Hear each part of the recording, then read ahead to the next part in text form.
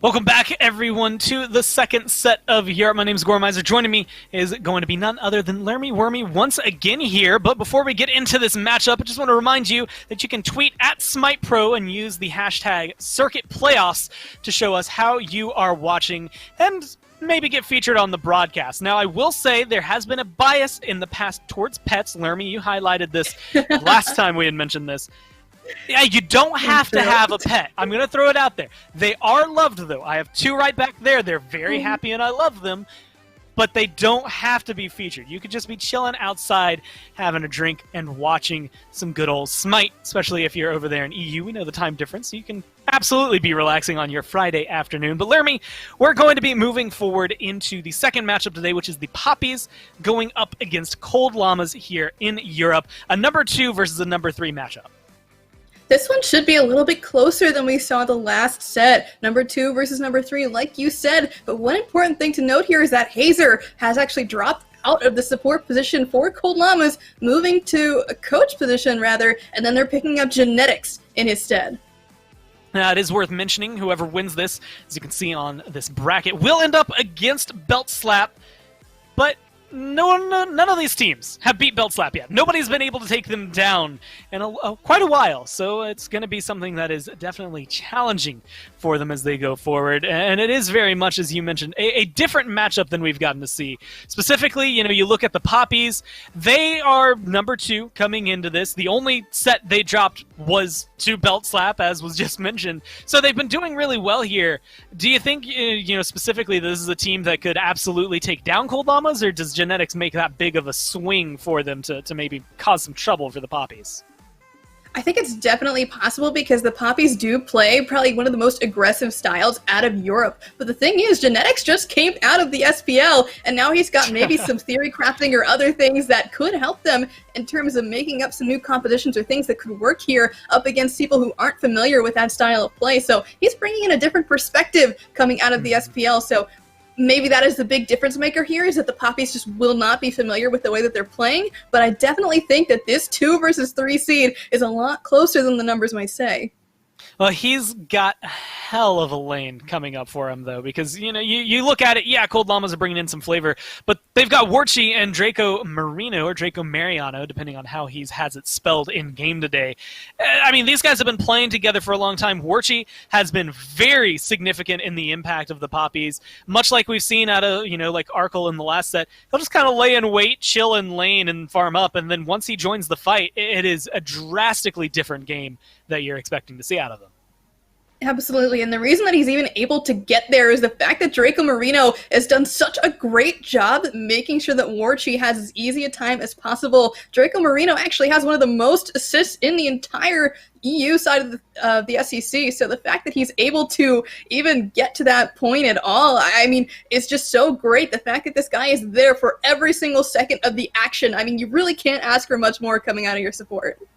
I think it's insane because the support is realistically what enables a lot of these. I mean, we just saw a highlight of Warchi playing Freya, and I'm going to go ahead and tell you, that doesn't happen often. It's just something that this is a team, because of the way they work, and I would think a lot of pressure there for Draco specifically, enables Warchi to play whatever they need in order to make a team composition work. So that dual lane, incredibly deadly, and it is very much because of their matchup there against Cold Llamas that it is going to be causing them a lot of trouble, right? Yes, you're a solid duo lane. You've been playing together for years, but it is the fact that hi-rez is now out and genetics is now in that is maybe shaking things up. You've already got this very solid draft. It took a little bit of time to get together in Phase 2, but now that you've got genetics coming in, what kind of impact can you expect to see out of this duo lane?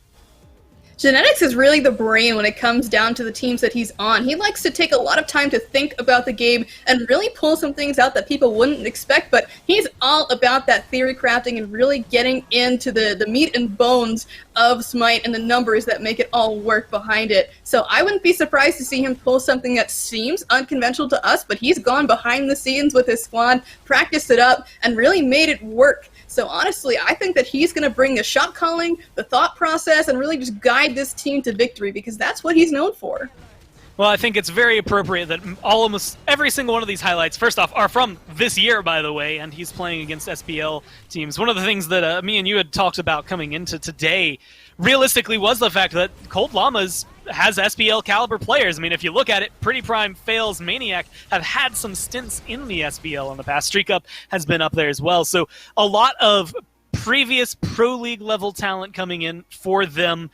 The addition of genetics maybe closing that gap even more so between them and the Papis. The question realistically today is going to be if it's enough to overcome this team that has been able to take them down so far this year. This is probably their best chance, and it is off this, very interesting dynamic after Pretty Prime and Fails joined off of, I believe, Freshly Forged earlier on for Phase 2. So a lot of changes that happened in this second phase for them. This is the full culmination for Cold Llamas, isn't it?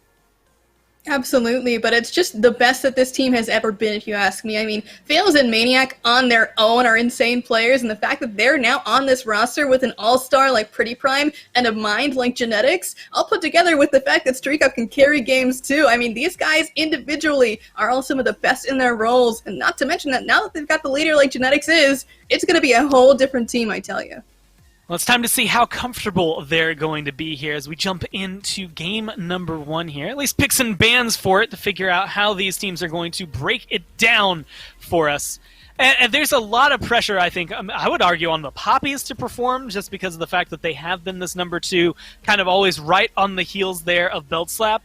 But Cold Llamas, maybe even more so, to prove that they have made the right changes going into the latter half of 2020, trying to change up everything as we approach, well, anything that could come up. Worlds, whatever, what have you. Whether they want to be picked up by some of these teams in the SPL because they have that caliber of player, or if they just want to be able to finally take that first place spot.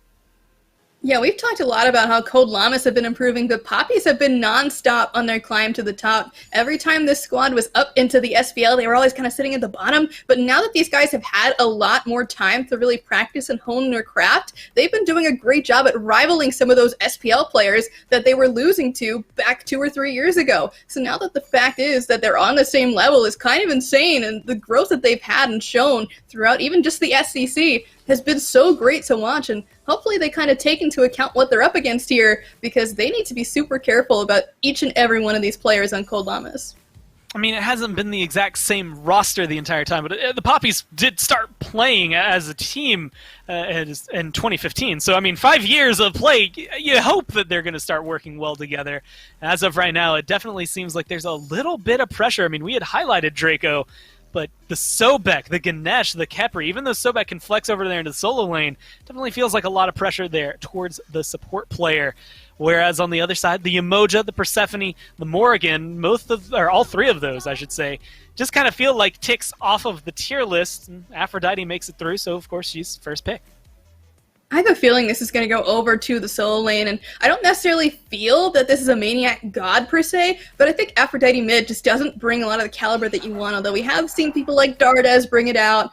I mean, it's good, it's there, it's not what I would move for. I would rather it be in the solo lane just because it has great sustain and can kind of neutralize basically any lane, because Aphro just sits there under tower, uses the lovebirds, and heals up the whole time, and meanwhile you, the T, or whatever other warrior, just kind of sits there and is like, oh, yeah, I guess she can do that. And she just hangs out, and you can't really do much about it. Camazot's though locked in. We've seen him go over into the solo lane.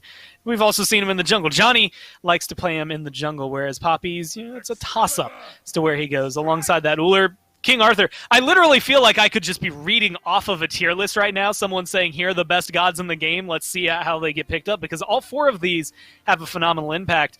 But the Afro King Arthur, more than likely shifting that Aphrodite, definitely with the Horus, into the mid lane. Yeah. How do you like this combination that Cold Llamas have picked up? I think it's a good idea. The only issue that I'm seeing from this now is they've got 3 characters that are very reliant on sustain. Well, over in the Papis, they don't have the best ways to apply anti-heal necessarily, but the fact that they are now kind of putting all 3 of those characters they've selected in a position where they have to be worried about that and need to kind of maintain that space away from those characters that are going to put the anti-heal on them is kind of concerning. But at the same time, if they get ahead early because of the sustain, they're going to basically roll over this game. Characters with sustain are kind of in that spot right now where if you let them get going, they're going to work out. I mean, maybe another kind of reason. Sobek, 50% anti-heal, also pretty good in picks and bans as of right now.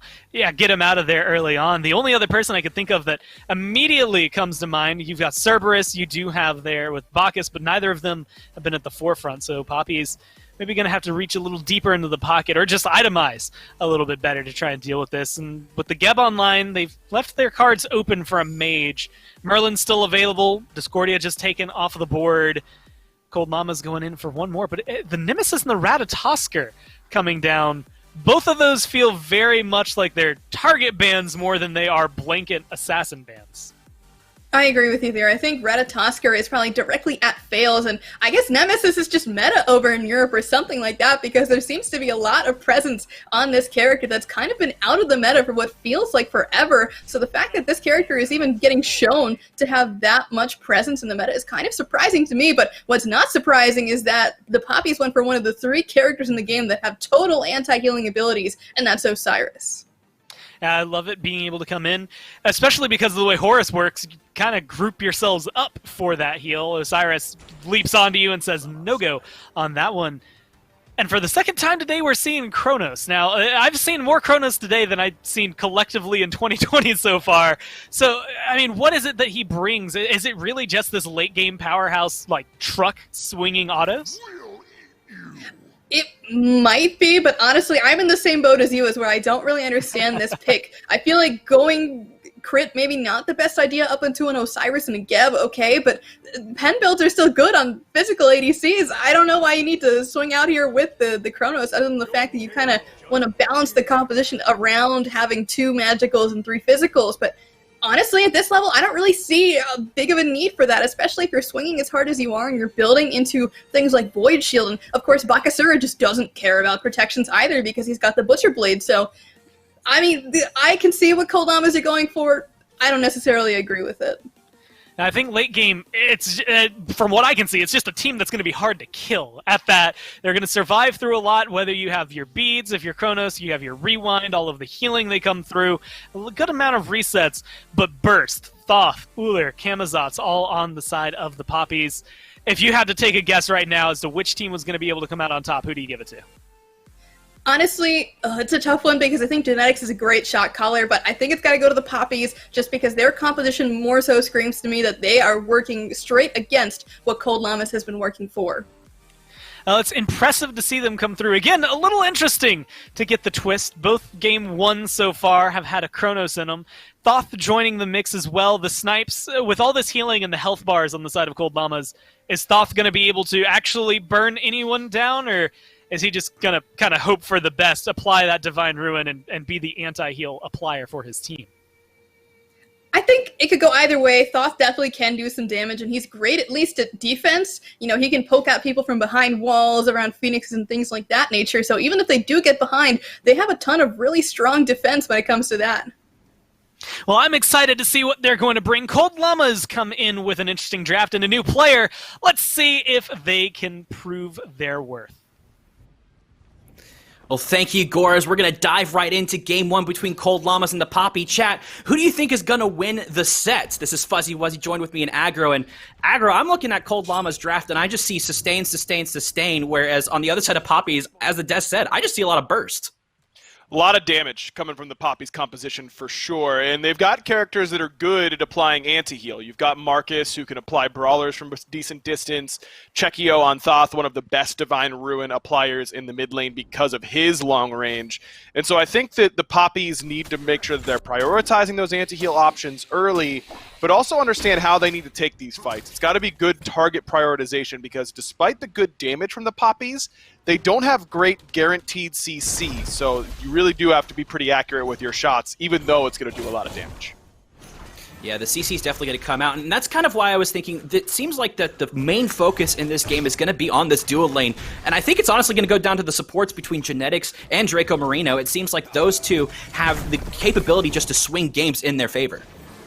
No doubt that everyone's going to be looking for Genetics to be the star now for Cold Llamas, because this roster has looked very similar, except losing Genetics when he spent his time with United in the SPL, and now Genetics has played at the best of the best level for a longer period of time. What has he learned? How can he lead his team now with that experience under his belt? And I think there's some pretty decent pressure on this Cold Llamas team. At least I think there should be, because this team has underperformed ever since this roster was formed last year. Yeah, I know they made it at the very end of last season to the qualifier LAN, but they didn't look particularly strong then. I just feel like this roster is consistently underperformed, so maybe we should stop expecting a lot from them, but I just can't find myself to... I just can't make myself, man. When they've got this much name power, I feel like they should be so much better than they've been. Well, chat is kind of agreeing that the Papis are going to be able to pull this out. They are the number 2 seed now. We do have to mention that the Papis were in the lower bracket last split, so they've come from the lower end to now this second seed, and it seems like that they just came out swinging. And as you said, it seems like the Cold Llamas has just underperformed, even in split 1 when they were the 2nd seed, and they lost to Snake Pit, who was the inevitable 3rd seed. So it seemed like they were always just making the cusp and then just always falling short. So now it's, I think, really up to Genetics to be a leader for this team, bring that experience back from the SPL. I mean, now with Genetics having played at the SPL level, it means that only Streak Up on this team has not.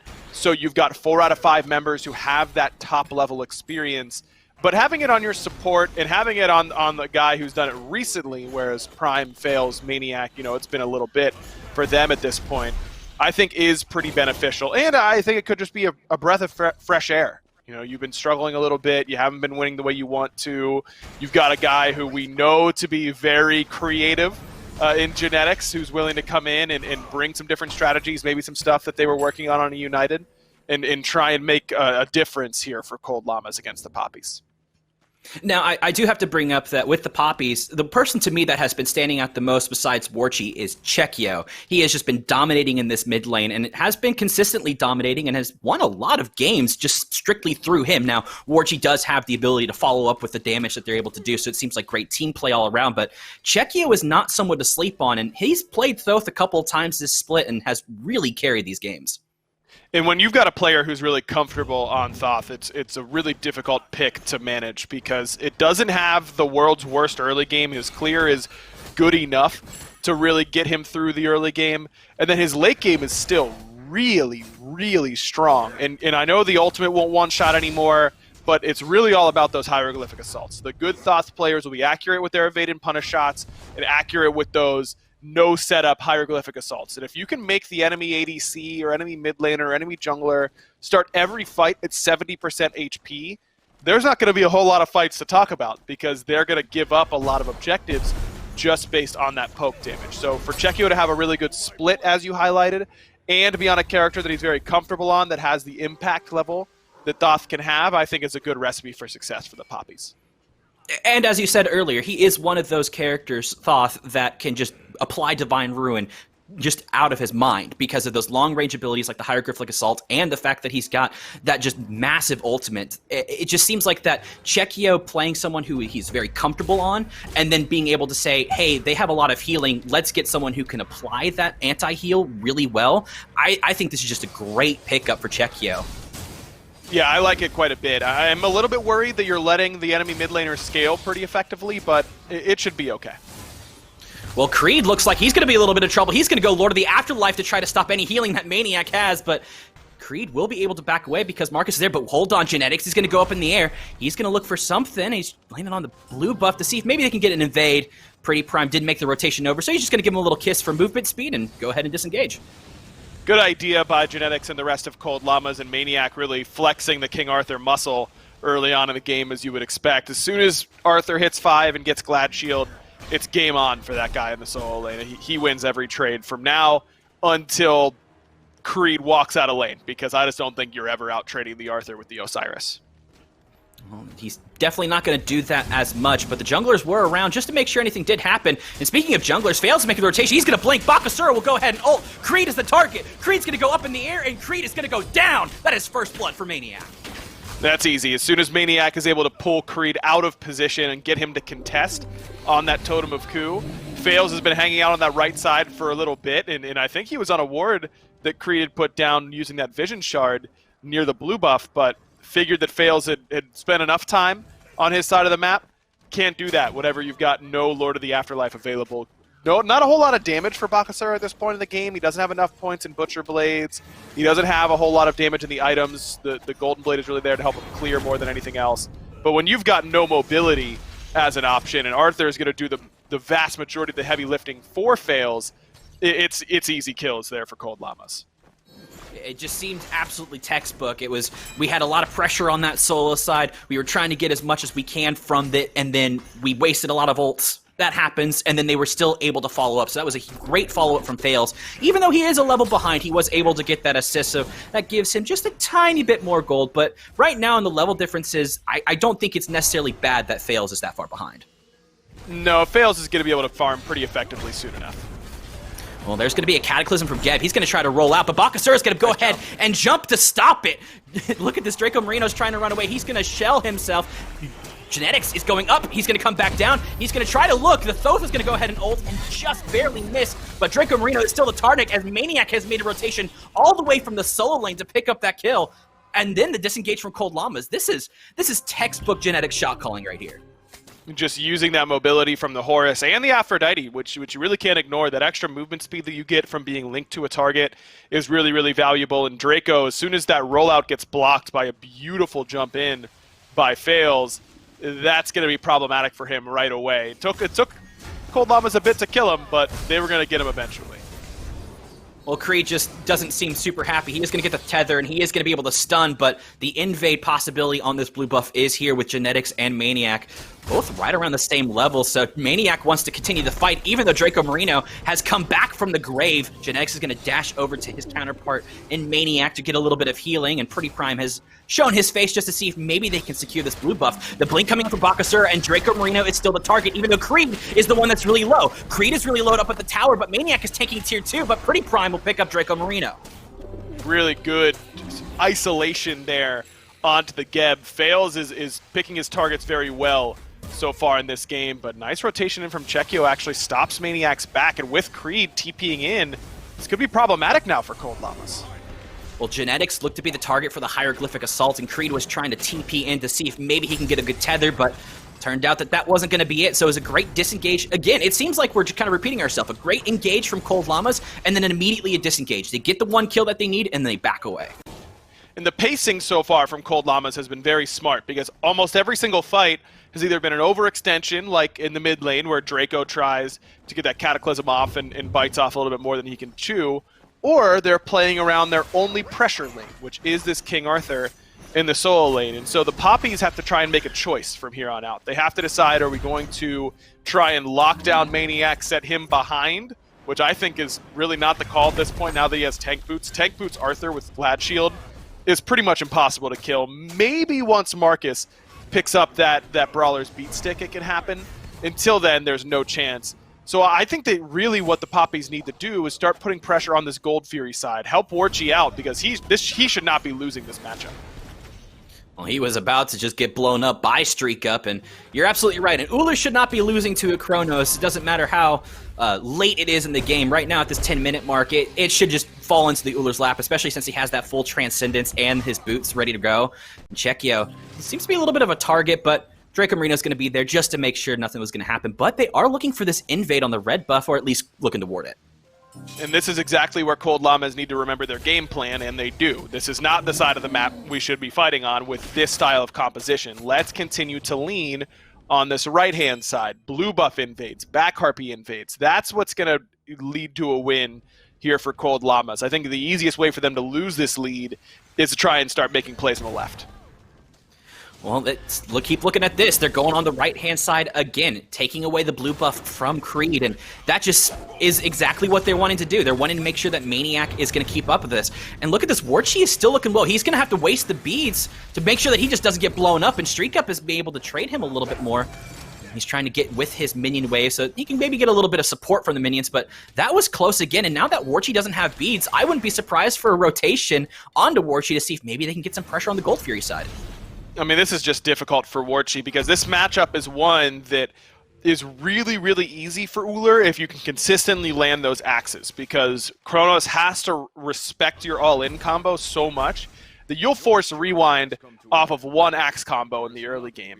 But if you're not landing multiple axes in a row, let's say you land 1 out of every 4, then he's going to have that rewind up, and if you try and all-in him, and then he rewinds, he poked you out the first time, he gets all his cooldowns back, you're without any buttons, that's really difficult for the Uller to come back from. And so it's really all about consistency in that lane matchup more than anything else. And so far, it just looks like Warchi has not been particularly consistent based on the results. Which is a little bit out of character for Warchi. He has been very consistent on Uller and on Freya, as Gore had pointed out on the desk, and those are 2 of his most consistent gods, as Genetic is going to go onto Marcus, but great shield from Draco Marino, make sure he stays alive, and here we go. This is the Warchi we all know and love, being able to get the rewind out from Streak Up just by simply hitting an axe. That's exactly what you were talking about, Aggro. And now that opens up the door for the Papis to be more aggressive on that left-hand side. Well, Chekio seems to be the target. He's going to be able to pop the beats and try to dash away, but Marcus is going to dash in with him, but Fails wants the kill. Chekio will fall to Fails. A great Cataclysm, but he's going to get stunned out of the rollout. But Warchi is now in the back, and he's going to try to dive into the rest of the team. Warchi will pick up Streak Up. Kamisatsu is going to go up into the bat out of hell, and Marcus will pick up Fails. This is a huge win for the Papis as Warchi gets a double kill, and the fight will still continue because Pretty Prime now is the target. Doesn't have a whole lot of mana. The slow from the rollout will happen and not the knockup. Pretty Prime will get stunned. Pretty Prime will fall. Marcus picking it up, and that is a huge 4-for-1 swing. So every fight on the right-hand side comes up Cold Llamas. We're fighting around our Arthur who's ahead. Let's keep doing that. Instead, they go for a red buff invade, and what do you know? Now you end up losing 4 members. Maniac gets a little bit overextended trying to make a play. He gets soloed by Creed, and now this game is solidly in the Papis' hands off of a bad decision by Cold Llamas. Sure, you could make the argument that we should be able to insta-kill the Thoth, and then it's not as bad. It's still a 4-on-3 in our favor. But as soon as Chekio gets that damage off, as soon as you don't one-shot him, and Cold Llama's composition really isn't conducive to one-shotting people, they need to chip you down with Baka autos and Chronos chasing you down. They just don't have the type of damage to really kill you any other way. I think it's kind of unrealistic to expect to one-shot the Thoth, especially through Geb Shield and Shell, that fight goes absolutely horrible right away. And that's exactly what I was saying earlier you really can't do. Can't take fights around red buff with this style of comp. Let's go around our only lane that's winning. They go to the other side, and now they're behind very, very quickly. Yeah, and they became behind, exactly as you said. They were just fighting on the Poppy side of the map, and you're right. They should not be fighting with that. With this kind of composition, with the Aphrodite, just trying to get to that point where she can just out-heal the anti-heal, that seems to be the play, but it seems like that they just kind of got over-aggressive, and I don't mind a little bit of over-aggressive if you're ahead, but it just seems like that they weren't quite ahead enough in that engagement, which caused them to swing it the actual opposite way. So it was at one point 1,500 gold in the favor of Cold Llamas. Now it has swung back to 1,500 gold in the favor of the Poppies. And it's not like Cold Llamas are on a clock with this composition. That's what's concerning to me here, Fuzzy, is that they could have continued to ride that solo lane to victory. They didn't need a massive lead in order to win this game. It's not like the Poppies are going to outscale you. They have Osiris Uller. I don't think that's happening. Well, a Cursed Onct was used, Cataclysm as well. Genetics is going to come in from the sky. The Lord of the Afterlife used, but Bakasura is in the back. Fails will pick up Creed. Maniac is going to be able to pick up Draco Marino, and this is what you wanted to see, Aggro. The rotation from go over to the right-hand side. Help out Maniac, because he's just going to carry you to victory, and that's going to be a free Pyromancer for the Cold Llamas, and Warchi is still just trying to solo Streak Up. Kind of weird. I mean, we're fighting around Arthur. We get 2 kills. Don't lose anybody. Get the buff. You know, now we get the Pyromancer. Kind of crazy how that keeps happening, that every fight on the right-hand side has been good for Cold Llamas. And I think that's the experience of this team coming back into play, understanding the mistake they made, understanding how we get back to it. We don't have to lose our aggressiveness, because the lead that the Poppies have now is really on the left side of the map. Sure, Chekio will have it, but we're not too worried about him when he doesn't have beads. I think that this is that was a good aggressive play from Cold Llamas on that right-hand side. But now that everyone's hit level 12, at least the carries have, both Chekio and Warchi have upgraded shells. Fails has the pleasure of going up against 3 upgraded shells on the other side, so good luck with that. That's 6 block stacks that he's going to have to deal with.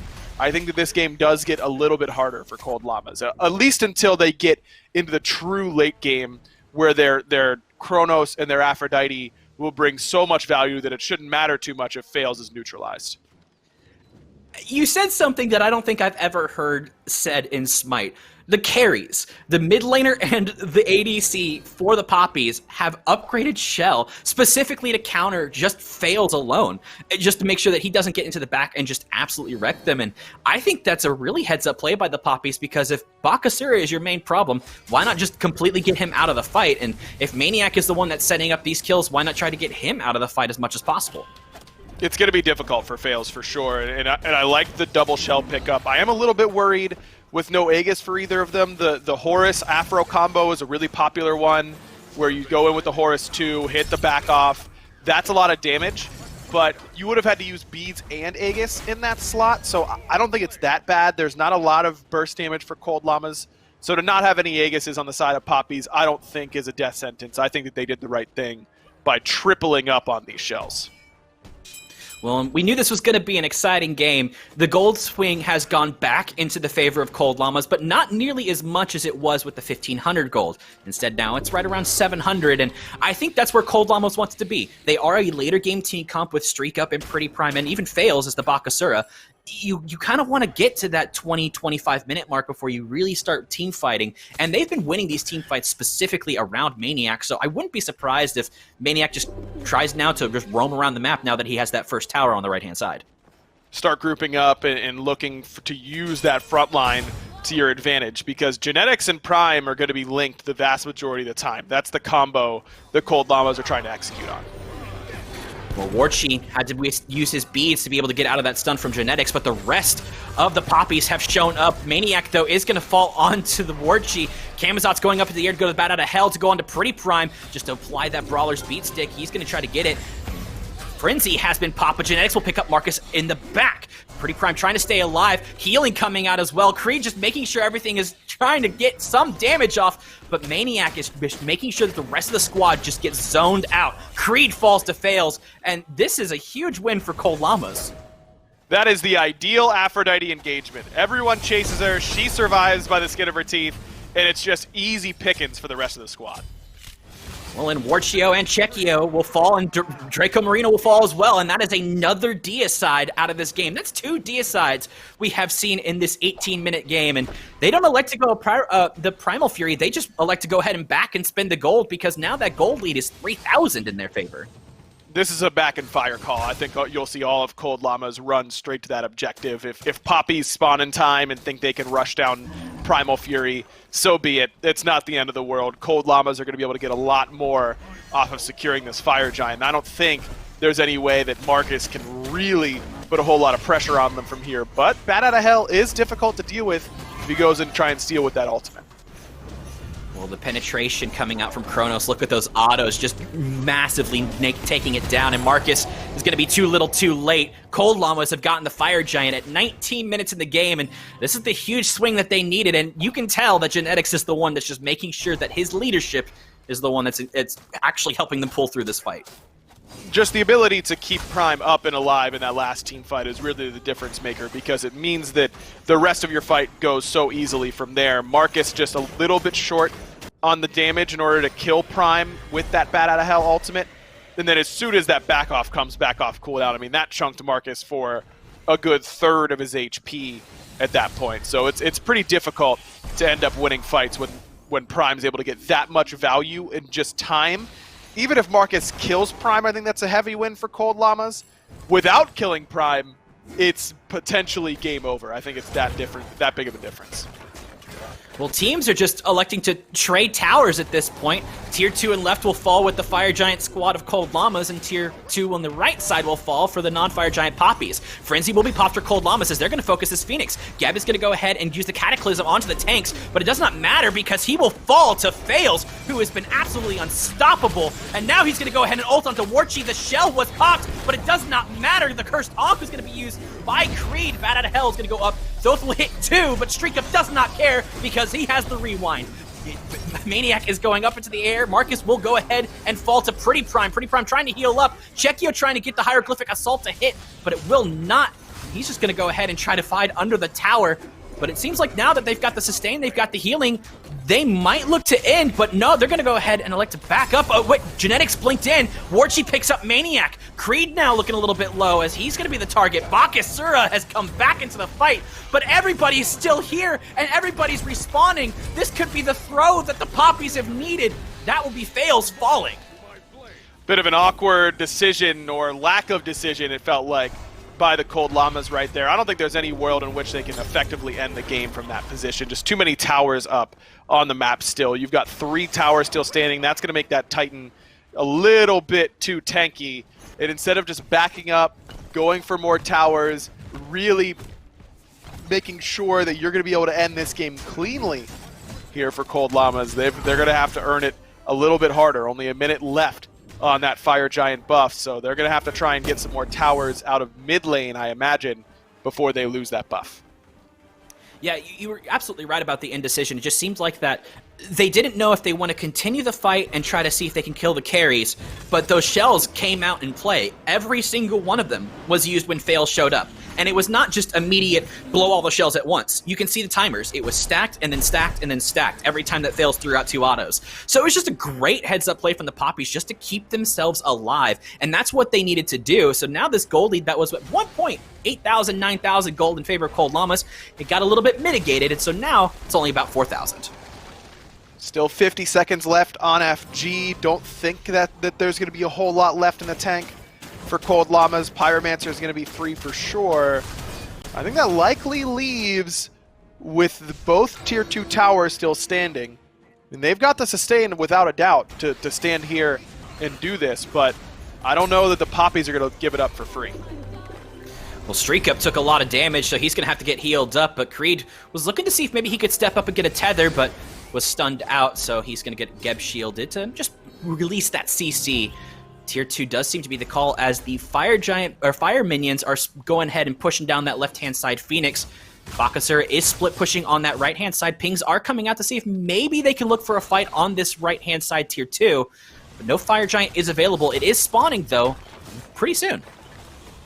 I like the idea here from Cold Llamas. You really want to get leverage out of these Fire Minions on the left-hand side, but the Papis did a good enough job of pushing out those waves that they don't have to worry about them anytime soon. They can afford to stand here on these tier 2s and defend both. And I like the fact that they did defend both of those towers because they aren't down as much gold as they were at one point, as you highlighted.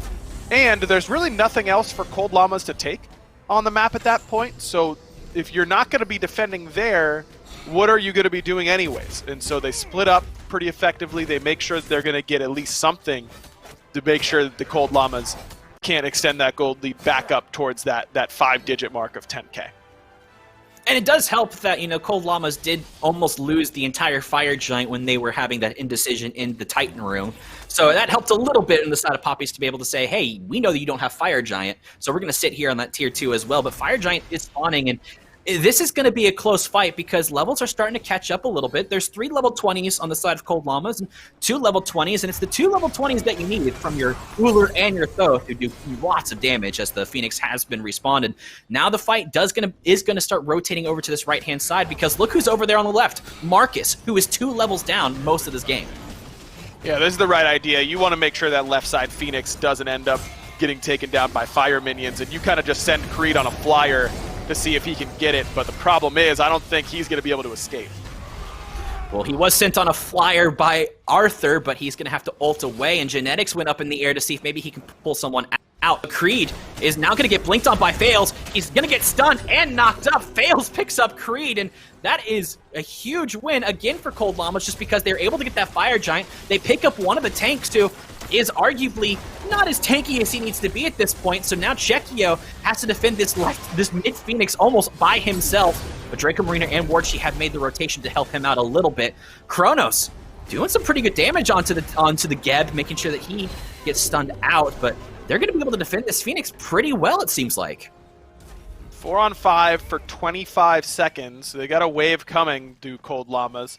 So it's really about if they can make it happen on this next wave. That's the only one they're going to get with this 4 on 5. And there's things they could be doing. I'm a little surprised they don't go and try and backdoor the left side Phoenix with it being low still, no beads up for Chekio. Actually, looks like Cold Llamas are going to give it up entirely. They knew they didn't have a ton of time on that wave, and they don't know if Creed's TP is up. If that's up and upgraded, he can TP behind them, cause some problems.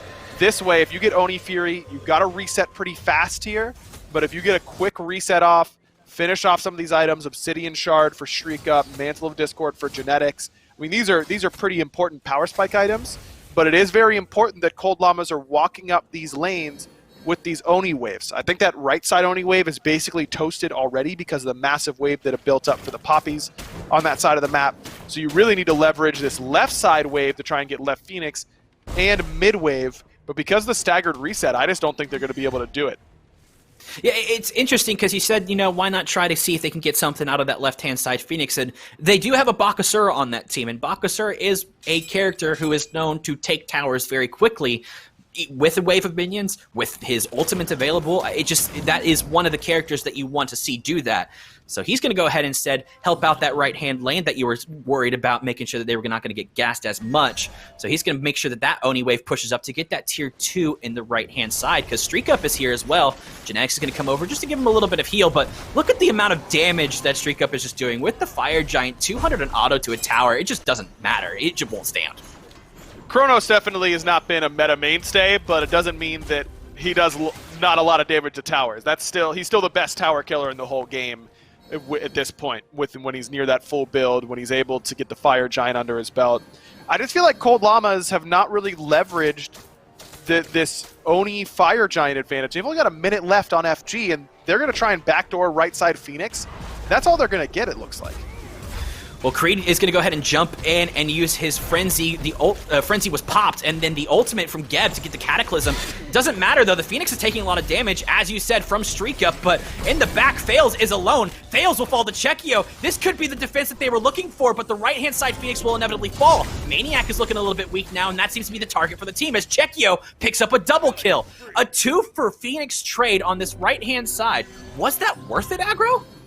I mean, when you have Oni waves coming, you're able to get an Oni Fury. You've got 5 members up with Fire Giant, including a 5-item Kronos.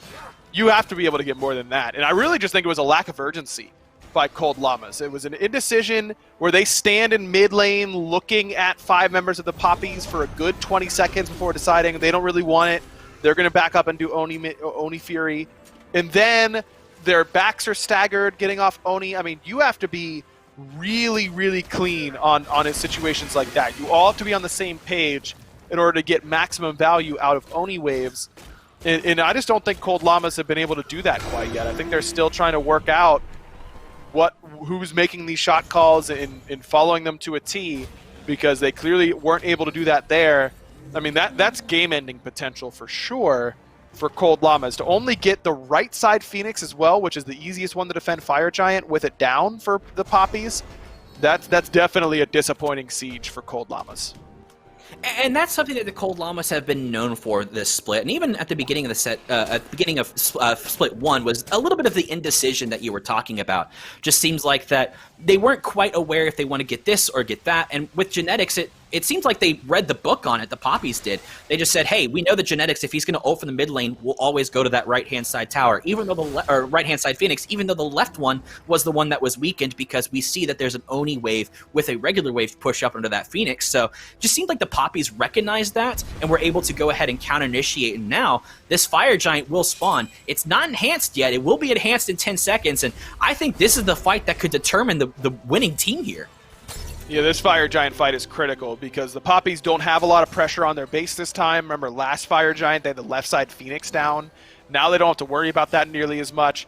But they do have to be very concerned about letting this one go, because it's going to let Streak Up one-shot their Phoenixes if he gets in. Well, Genetics tried to get into the back and then was immediately stopped by Draco Marino, saying, you will not have any of my carries, as he's going to knock him up out of the dash. Marcus is trying to see if maybe he can get a little bit of pressure onto Genetics and or Pretty Prime, but going to throw out the bats and just miss just slightly. And now Genetics will go ahead and start this enhanced Fire Giant. Fails is on the backside of the Fire Giant, so if they look to aggress here, it could be bad, but Cold Llamas, they're just trying to bait it out. Playing pretty patiently. I mean, Cold Llamas using that sustain to their advantage, and they've already gotten the beads from Chekio. The problem is that Cold Llama's initiation really isn't that great. It's very single target. It's Blink Horus combo that's only ever hitting one person in a fight. The Blink Horus combo is down because he tried to use that on one of the carries. But like I said, Draco Marino was the one that stopped it. Maniac is just trying to get some sort of damage. Chekio is warming up that ultimate. A Cataclysm's coming out. Maniac is now out of position. This might be the target. A Cursed Ankh has been placed. Genetics comes crashing down with Maniac in his pocket. But Maniac is just going to have to completely disengage. It seems like the huge Thotholt was able to connect onto Genetics. So Genetics and Maniac are both down to half with that Divine Rune procced on them, so they're not going to heal as much. But Fails is still on the backside of that Fire Giant. It seems like they're trying to lure them in, Cold Llamas, to see if maybe Papis can step out and take a 1v1 against Fails Bakasura. Prime doesn't have a whole lot of mana, but Cold Llamas may have just gotten an idea that some members of the Papis have backed. The members of the Poppy has it back. Draco Marino is still here. He's going to try to see if maybe he can get in there, but Marcus is making a rotation around from the backside. He's here as well, but not going to work there as the Cold Llamas have taken the Fire Giant, but Marcus is at full health with the rest of the squad. Maniac is going to get stunned out, and I think this is what the Poppies kind of want. They want to see if they can aggress because Maniac is now out of position. A huge Lord of the Afterlife is going to come crashing down onto 3. Genetics is trying to rotate, but it does not matter. Marcus picks up Maniac. Shriek Up is now the target. He's going to get the rewind, but it will not go off. Marcus gets a double kill. Chekio picks up Fails. That is a 3-for-0 trade in favor of the Poppies, and that is exactly what you want, but Genetics is trying to run away from Warchi as Warchi is able to pick him up, so that's a 4 trade. Now, the only person left is Pretty Prime. Pretty Prime actually has no mana. The Geb is trying to roll in, but a Great Kiss is going to stop Marcus from pushing in, and as you said, I think this is game. Should be. I mean, this should be a deicide now for the Poppies, and really Cold Llamas just take too much time in order to get that fight going. Prime runs out of mana halfway through. Maniac, I thought, was going to be out, and then turned back around to try and go back in after that Fire Giant was done. Cold Llamas got super split up, and the Poppies were able to take game 1 and really gift-wrapped by Cold Llamas. Yeah, seriously gift-wrapped by Cold Llamas. It seems like that there was throw after throw after throw just based off of indecision after indecision after indecision from the Cold Llamas. It just seemed like that whenever there was something good that was happening, it was Marcus and Chekio cleaning it up. And even though we were mentioning, Draco Marino over there in the dual lane, it seems like that really the pressure came out from this jungler and mid lane combo. The dive was pretty solid there, I felt like, from the Poppies, but I really feel like the way that Cold Llamas executed this composition, they kind of let the Poppies back into it early on by going for a bad red buff invade. The way their composition is really crafted is one target initiation off the Horus.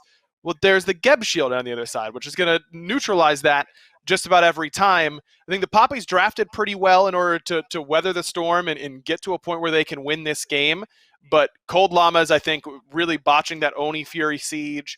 There were a lot of points where I feel like Cold Llamas could have won that game pretty easily, but they just it was just dragged out a little bit too long, and the Poppies made some great plays to come back into it. Well, Cold Llamas were playing a different game. They were playing the game of throws, and Desk, I don't know what else to say about that. It just seemed like Cold Llamas had the game the entire time until the very end. Yeah, I'd say it was a game of swings. A pendulum would be jealous of how fast that one would flip back and forth between the two. And it was a fun one to watch, I think, to be a part of. How many times the Poppies could get a base defense and then a Fire Giant fight could go wrong for Cold Llamas. A lot of action that goes on in game 1, and I'm now joined on the desk. Instead of Lermy, it's now by Finch, or at least I hope it's Finch, because otherwise that means, Lermy, you've changed a lot in 30 minutes. Yeah, I've changed a lot, you would think, but no, it is Finch here after all.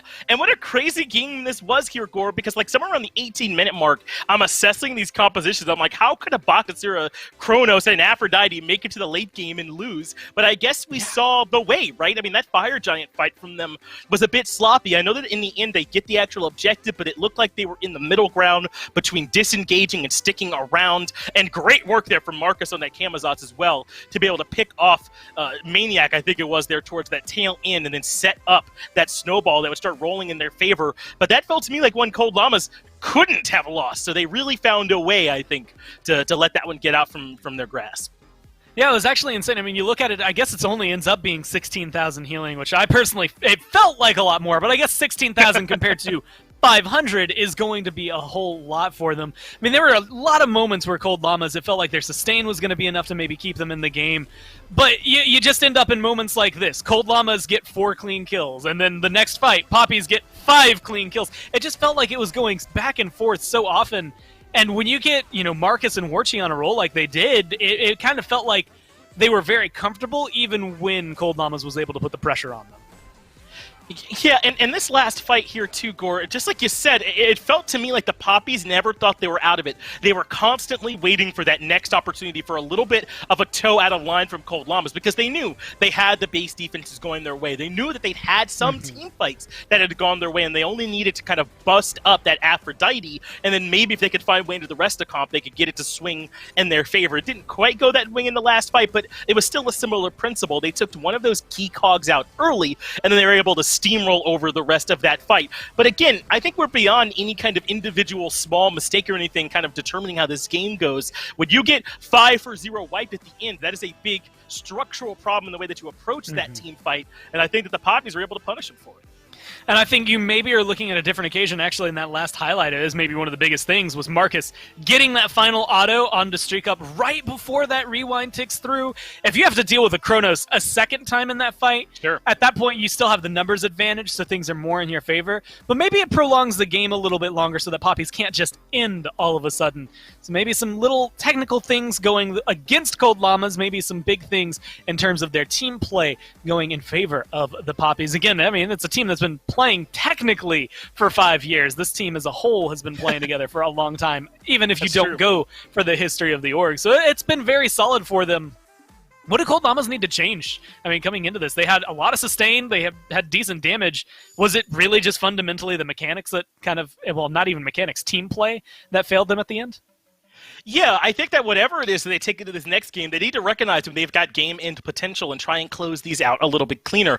You heard Aggro talking about it during the game, right? That he felt like maybe there wasn't enough of that cohesive shot calling happening there either. And I think that I agree, because that's really what I felt like we saw on that Fire Giant fight. We saw a team that was stuck somewhere in between retreating and attacking, and what they got was neither. In the end, they kind of got ran over and the game went the way of the Poppy. So here in game 2, get up to the same lead you had, but you got to be able to close it out more clean.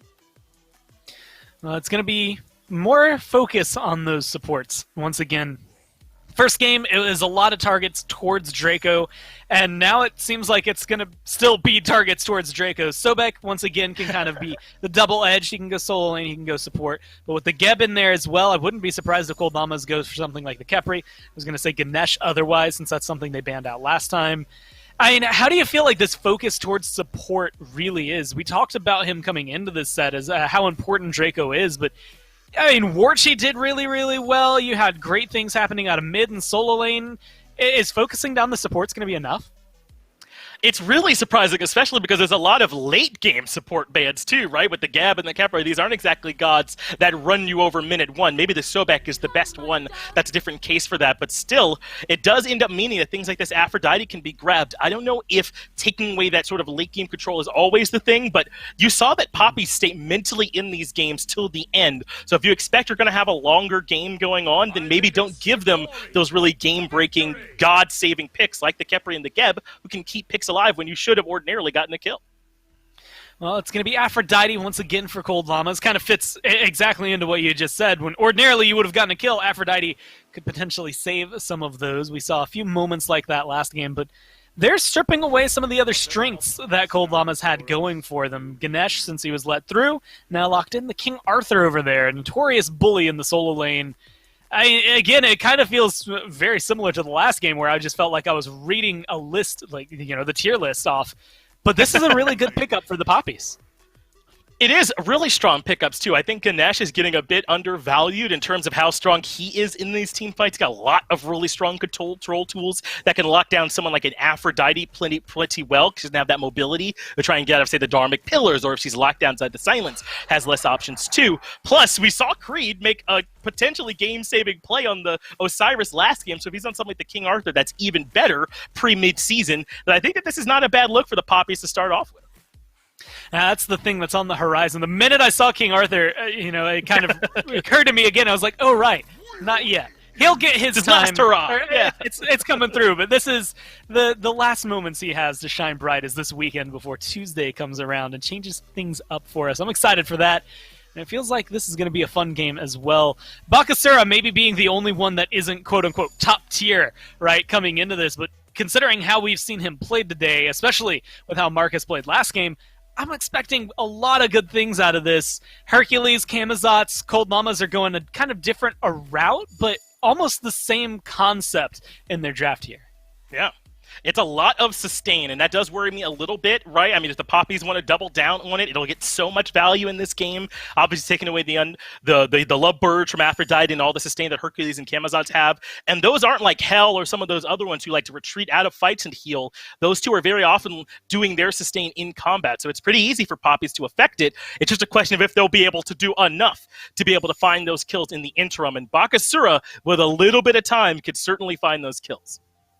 It's definitely going to be able to ignore a lot of the protections as well. I mean, most of the time you're looking, like you said, the sustain, kind of the tankiness inherent that can be there for Camazotz and Hercules.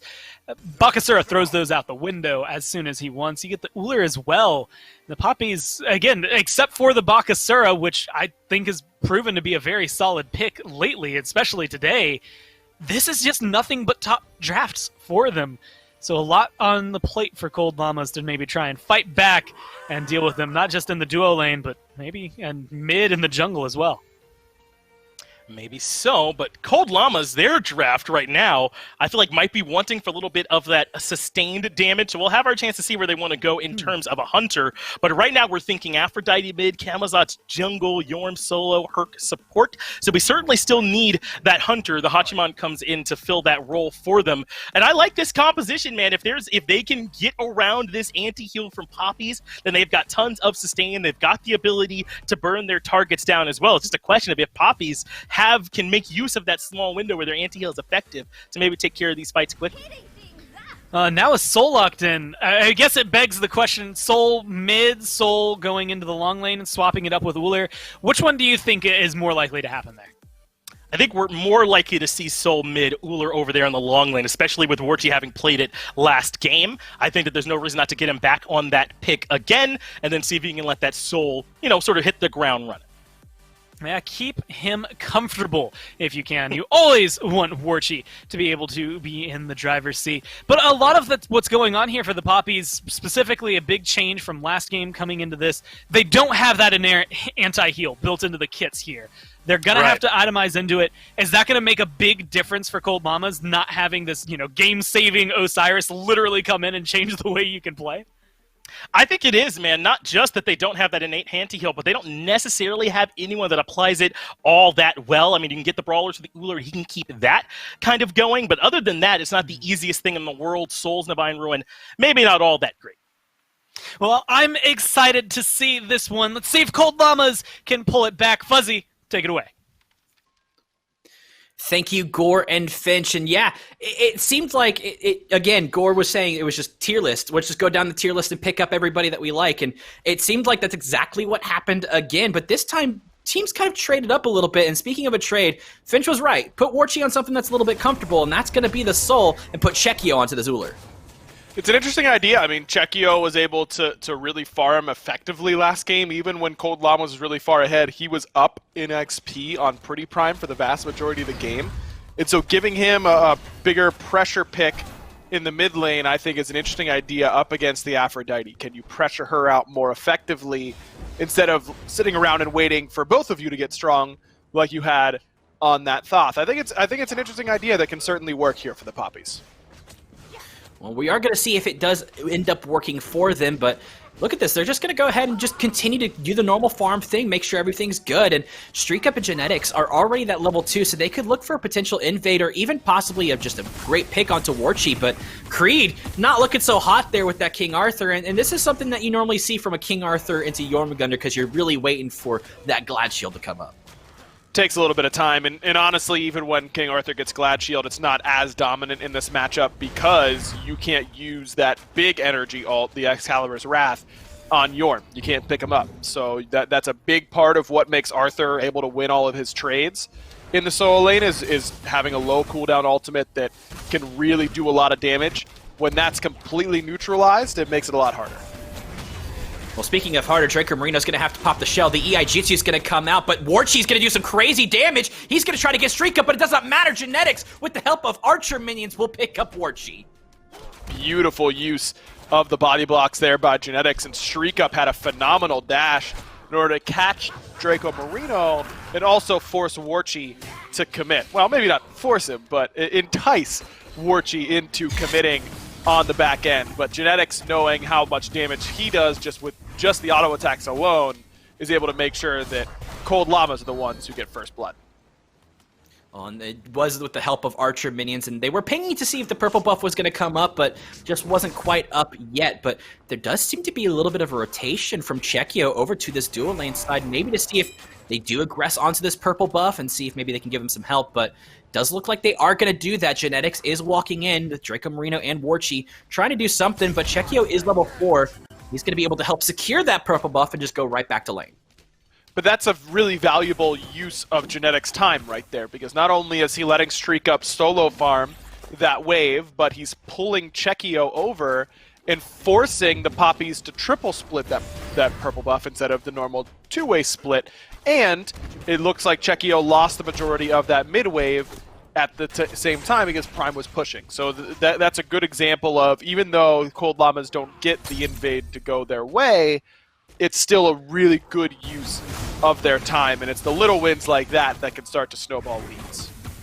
And this is what Genetics has been known for when he was shot calling. Little tiny wins here and there to help make sure that his team could get on top. And we saw that in the very first game. There were little wins that ended up becoming big wins and then becoming big losses as the game of swings, as Gore pointed out. But it seems like that this is now kind of becoming a little bit more, let's control it, let's pull it back a little bit, let's play our style of game. And I think it's definitely working out for Cold Llamas, because right now they're 1.1k up. And this time I want to see Cold Llamas really spend the majority of their time on the left side of the map as opposed to the right. You don't really want to be taking fights against the Arthur while you have the Yorm. The Yorm's a pick that's going to scale a little bit better and rotate a little bit better in the earlier stages. You don't really want to bring the fight to Arthur the vast majority of the time. So I want to see the invades not necessarily be on blue buff, but on red and purple buff. Try and fight around the soul before she can end up getting too strong for you to handle. Well, there was a attempt at a gag from Genetics. The blink dash not going to be able to work out, but it might be a little bit of a fight over a Totem of Ku, something that we don't say much, as the Totem of Ku does fall, and it does fall in favor of the Cold Llama, so they're still getting that little bit of mana regen coming out. And Prime probably very happy about that, because that is a huge key for mid laners early on in the game to keep that mana sustain up. Well, Chekio trying to see if maybe he can get Genetics out, but a big kiss is going to come out from Pretty Prime. Look who made the rotation. It's Marcus. He's going to throw out the ultimate to try to get the slow. Genetics is slowed out, but Chekio is weak as a blink came out from Fails to try to get something. Genetics looks low as Marcus will pick up Genetics. Now Draco Marino is here trying to see if maybe he can pull off for his team. He will inevitably fall, but support for support, I don't know who technically wins that one, but in my mind that goes more to Poppy's favor. Agreed, because you want to make sure this Hercules doesn't snowball the game out of control, which can certainly happen. We've seen it a lot of times in the hands of guys like Aurora and PBM. So setting that Hercules a little bit behind is a good start. Well, speaking of getting anybody behind, there's a great rotation here. Marcus is going to pick up one. Fails will pick up Creed in response, and Fails will pick up a double kill. So not only was it a failed rotation for that blue buff, they were able to pick up a couple of kills over there just to make sure it helps. So that was a big win for Cold Llamas. Now they're getting these back camps, just making sure that Bakasura, Marcus, just stays a little bit more behind. Man, that's where the Golden Blade, not having a whole lot of power, comes into play. It helps you farm, but not necessarily the best when it comes to fighting. But also that pool, getting Fails the kill onto Creed early on means that he can stand and fight a little bit better in that pool and heals up just enough in order to find himself a pretty clutch double kill.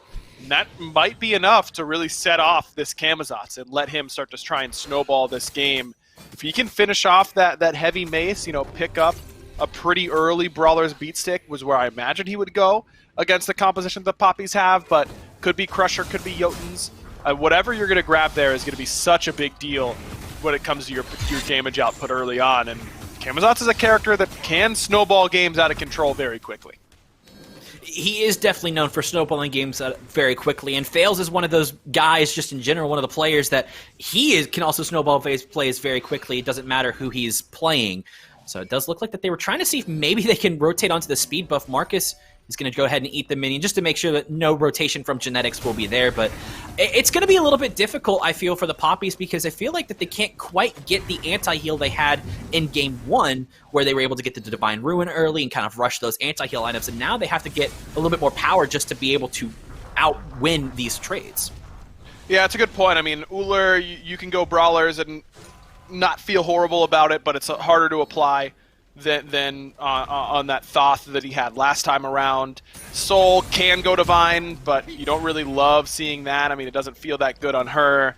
So I think that the Papis definitely can end up having a harder time. And I'm a little surprised that they draft this way when you have both the Aphrodite and the Hercules. Usually I'm pretty against doubling down on healing like the Cold Llamas have done here, because you're just making the enemy's anti-heal that much better.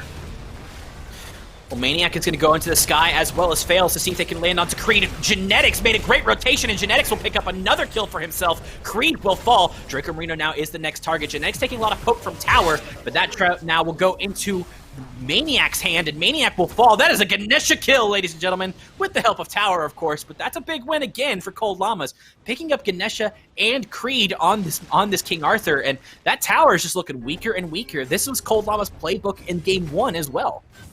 Cold Llamas have definitely identified that they feel like they can lean on Maniac's lane. I thought it was really about the selection that they had over there in the King Arthur, but it seems like that's not necessarily the case. They're willing to go over, even if they don't feel like their god that they've selected is necessarily stronger at this point in the game. I mean, Yorm is going to do a lot at this point, don't get me wrong, but normally it's a little bit more Arthur favored. I think they've identified that Creed did not get that Glad Shield early. He went for the boots first, and so he's not able to sustain up like he normally would be able to.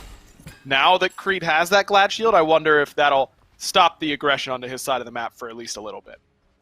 Well, and it would help too, because it seems like that you pointed out, you don't really want a Soul to get really far ahead and start getting those power spikes and getting that. So if she's just going to be able to constantly solo farm, get to that level 20 mark where Warchi, Soul in general and Warchi are just going to be able to pop off, it's going to spell a little bit of a disaster for Cold Llamas, just like it was in Game 1. So Papis are just trying to see if maybe they can mitigate some of the damage on that right-hand side. And I think that's all you really can do, is just make sure that you don't keep losing these fights.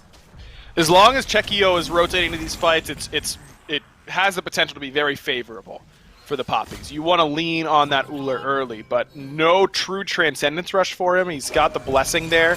Means he doesn't have that stacked up yet. Well, Draco Marino threw out the Dharmic Pillars. Fails us in the back to make sure that he gets Chekio out of the way. Marcus is looking a little bit weak. Creek will pick up Pretty Prime as the boulder falls. Genetics now look to be a little bit of the target because Chekio has now made the rotation. A Dash is looking for Genetics, but he's going to go ahead and get owned. He will get silenced. Marcus will pick him up. Fails now is going to be up in the bat out of hell. Maniac is there. Maniac will pick up one, but Creed will pick him up. Fails now is the target because he's trying to get Creed, but look at this. Fails is in a pool, so he will heal, but Chekio picks him up as well. That's a big win for the Papis because they were down a lot of gold, and now it just swung a little bit more into their favor. Man, that was a huge play by Draco because Maniac played that really patiently, was lurking in the depths for a little bit, waiting for his moment to strike, and my man's was about to find a 4-man Yorm knockup, which would have certainly changed the tide of that fight. But a perfectly timed Ohm. You see Maniac pop up, but no knockup and no damage follows it up, and that was critical for the Papis to be able to win that engagement. And the Papis now are playing a little bit more on the front foot, but Pretty Prime is going to get some damage done to him because Bird's hurt, so does the Hercules, and Pretty Prime will just finish it up. And that's just, Chekio being weak, no mana, and just being out of position. Tried to get that red buff away, and did, but cost him his life and his beads. Definitely not worth it for the Papis mid laner. You want your Uller on the map as much as possible at 11 minutes in the game. That's where he's going to do the vast majority of his work, is bringing pressure and kill potential to the map or around this point in the game. Well, we're 11 minutes in, and Gold Fury is starting to get started by Cold Llamas, and they do have 4 members of their squad over here on the left-hand side, but over there on the right, it does look like that Maniac is just going to go ahead and proxy farm and try to steal this King Arthur's blue buff again.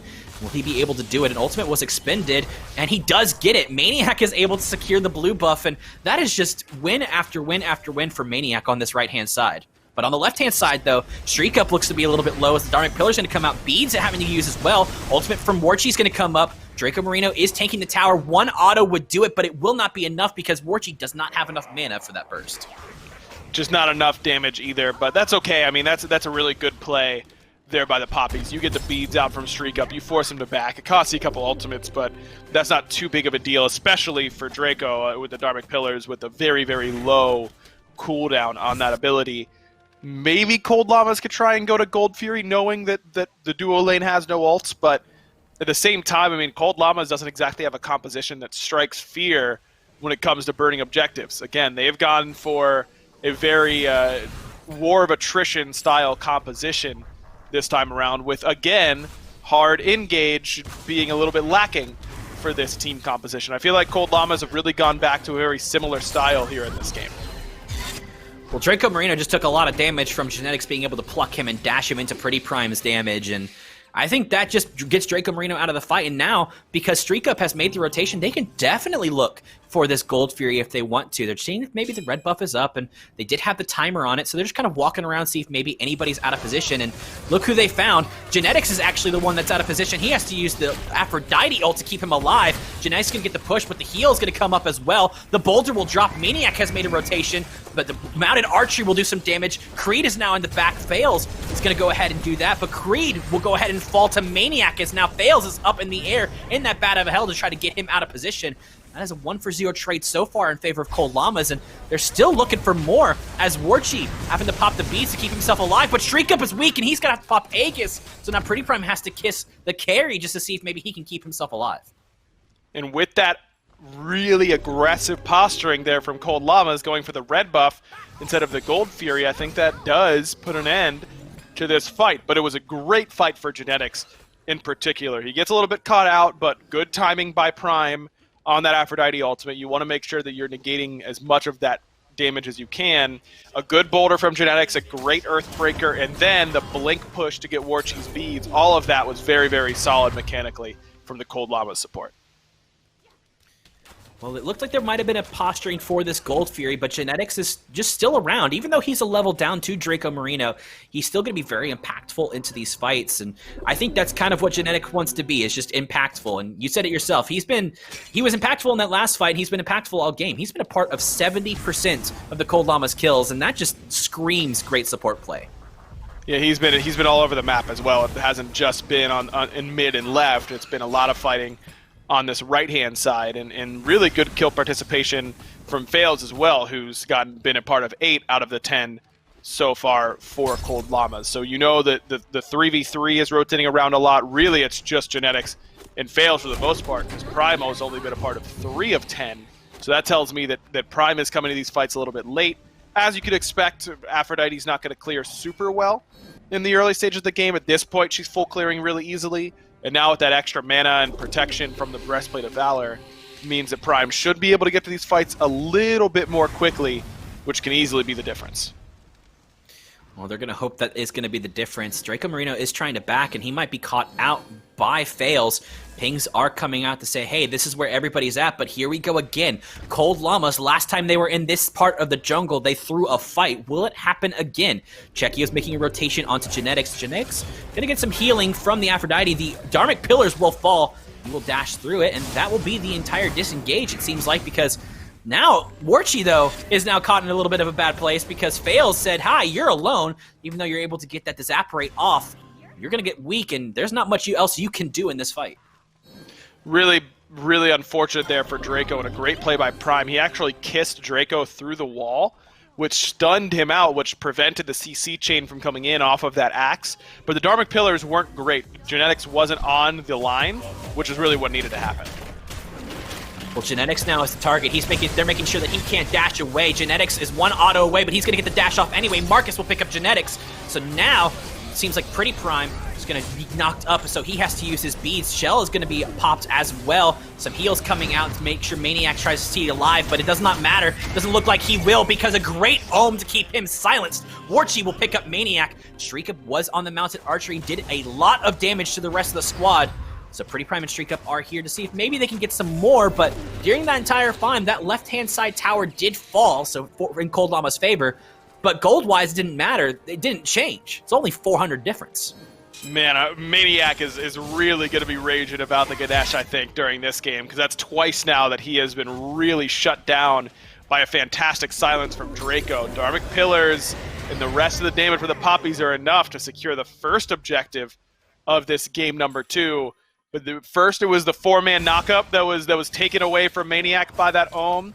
Right there, it would have been a 3 or 4-man consuming bellow, which would have done a ton of damage and brought some solid CC that was silenced right at that last moment. Draco 1, 3, and 7 on this pick has really been impactful so far. He's up 2 levels on genetics right now. There is a reason that in the first game, Cold Llama said, hey, we don't want Draco Marino to have any supports. And they banned out 3 of them. 3 of his best, and one of those being Ganesh, because he is known in the SEC for this Ganesh play. So now they left it open. They're like, well, I mean, it's one of my best supports. Why not take it? And this Ganesh play has proven time and time again, as you mentioned, that there's a reason why it keeps getting banned out when people play the Poppies. And this is it right here. Draco Marino is just controlling the game. He's controlling Maniac, and he's controlling the people that get into the back line, and that's exactly what you want from your support. And Poppies are really taking these fights in a very traditional way. Pretty front to back. I mean, we're just going to hit whoever's in front of us, whether that's the Hercules or the Yorm or the Camazotz, whomever. We're not trying to overextend and get on top of this Aphrodite. And they've got enough damage at this point that plan is working. I do wonder later into the game if that will continue to work. As these frontliners get tankier, as Prime's healing gets better, are you going to be able to play these fights front to back? Or do you really need to make sure that Marcus and Creed are getting into the back line and disrupting Prime before you start trying to hit genetics in the front line? Well, recognizing that there was a potential rotation on the left-hand side, Bakatsura Marcus was over there, and he was spotted out. The Pyromancer has been started, and Cold Llamas will take it. Dharmic Pillars were dropped to see if maybe a cheeky steal could happen, but unfortunately no. So now the target seems to be that this left-hand side tower will fall. Streak Up trying to defend a 2v1. He's able to get the minions out, and a big crit will fall into Warchi, so now he's just waiting for that Disaparate to wear off. Get a little bit of healing from there, but Genetics has now made the rotation to see if maybe something could happen, but that'll just be disengaged completely from the support. I like the idea here, though, by Cold Llamas. Don't necessarily let your foot off the gas, even though the Poppies have had a couple good fights. They're the ones who got the first Gold Fury. I feel like Cold Llamas, when they start letting the Poppies come to them, might be in a little bit of a weird spot, because the Poppies just have really solid engage potential with this Ganesh. I mean, Draco being level 14 is really able to do whatever he wants in these fights. He's just too tanky to bring down, especially when Prime is going for this more defensive Breastplate of Valor build path. Well, it also seems like that there's still a lot of farm for the Poppies to get. They haven't necessarily taken any towers on this map at all. On the other side of it, Cold Llamas have taken 2. And it seems like that they're trying to make sure that the pressure can stay on this left-hand side, because an Oni Fury is spawning. But Fire Giant is still available, and there are no wards available for the Poppies on that right-hand side. So do you think they might be a little overcommitting to this, as almost overcommitting was Marcus, as Streak Up pointed that out? But do you think they might be overcommitting more to an Oni Fury fight rather than a Fire Giant fight? Not really. If I'm the Poppies, I'm not really worried about Cold Llamas doing a fire as long as I have eyes on Streak Up, because Aphrodite's Fire Giant DPS is abysmally bad.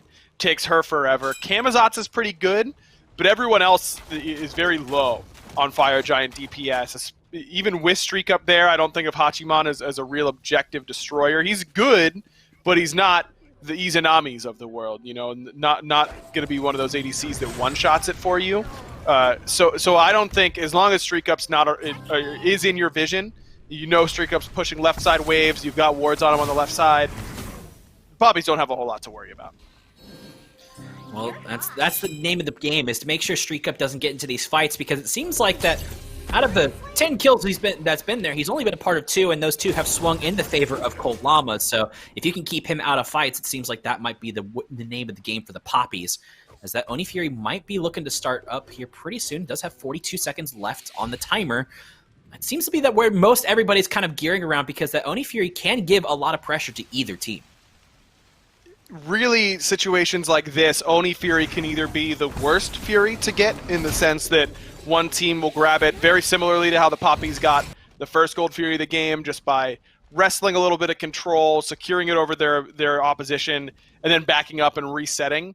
Situations like that, Oni Fury is really bad, because you're not going to be able to use any of that map pressure that they really provide. The game's so even that it doesn't really pull Cold Llamas super far out of position.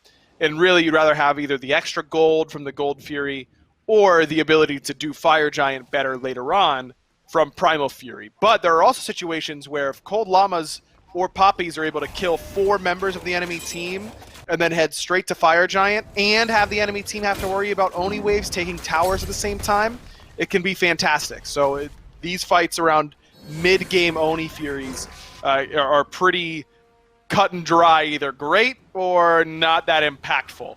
Just depends on how the fight before it goes. Well, we are going to see which way these fights go. Draco Marino was setting up for some sort of engagement, but fails, is doing some damage onto Marcus. As Chekio now has to completely disengage. But look at this. The fights have completely split up. Genetics didn't know quite what to do, and Maniac is now the person that seems to be in target. But Pretty Prime is able to get the healing off.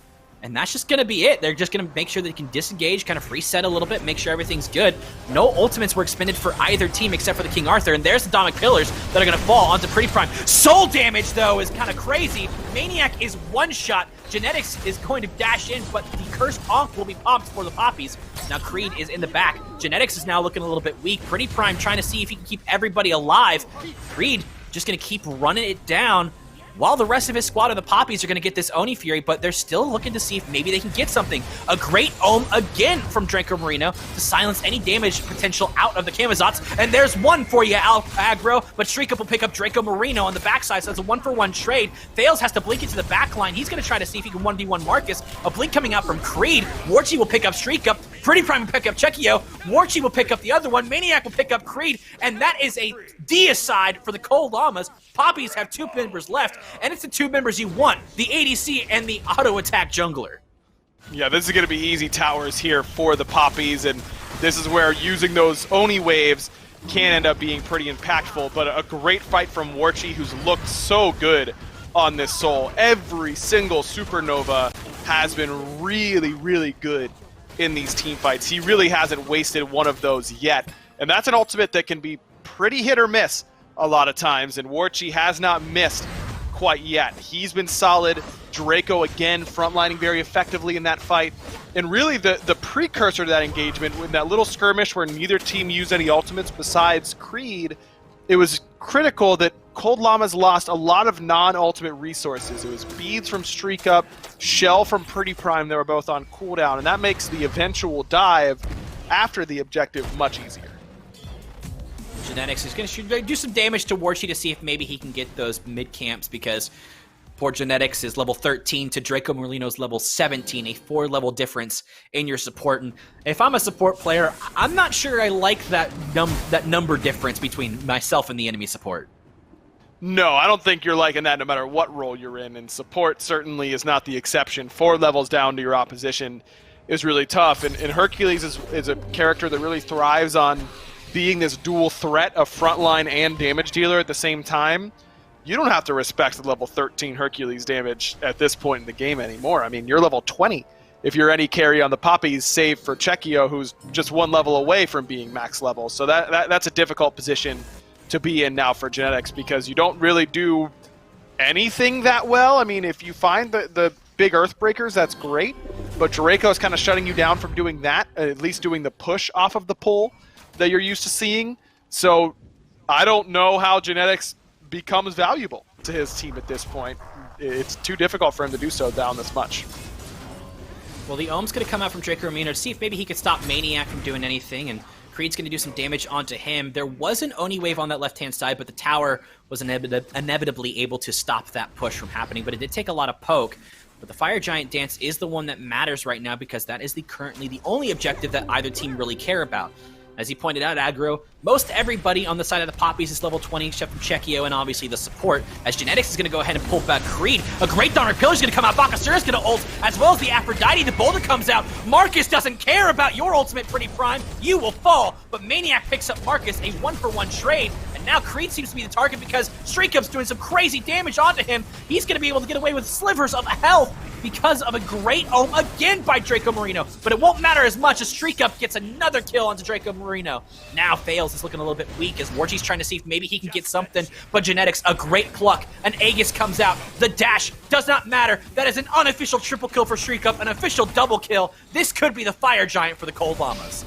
Man, I don't know how that fight goes poorly for the Poppies ever, because Genetics really just gave Creed a blink right onto his backline, and Prime got one-tapped by Marcus and Creed and the damage from the rest of the Poppies. But now Fire Giant getting low. Creed is back. Creed is back. Creed's trying to do something. Maybe he can get something out of nothing. The dash will come out. Cold Llamas will pick up the Fire Giant. Doesn't matter. They're not low enough. They want to keep fighting because the Fire Giant will help. Fails is going to dash in. Creed will only stun Fails. He can't get away from the inevitable burst that's happening, but he is a King Arthur, and he does have a few escapes in his pocket. So he's going to be able to blink away just before Genetics is able to get his blink off. That's a Tier 1 tower and a Fire Giant for Cold Llamas.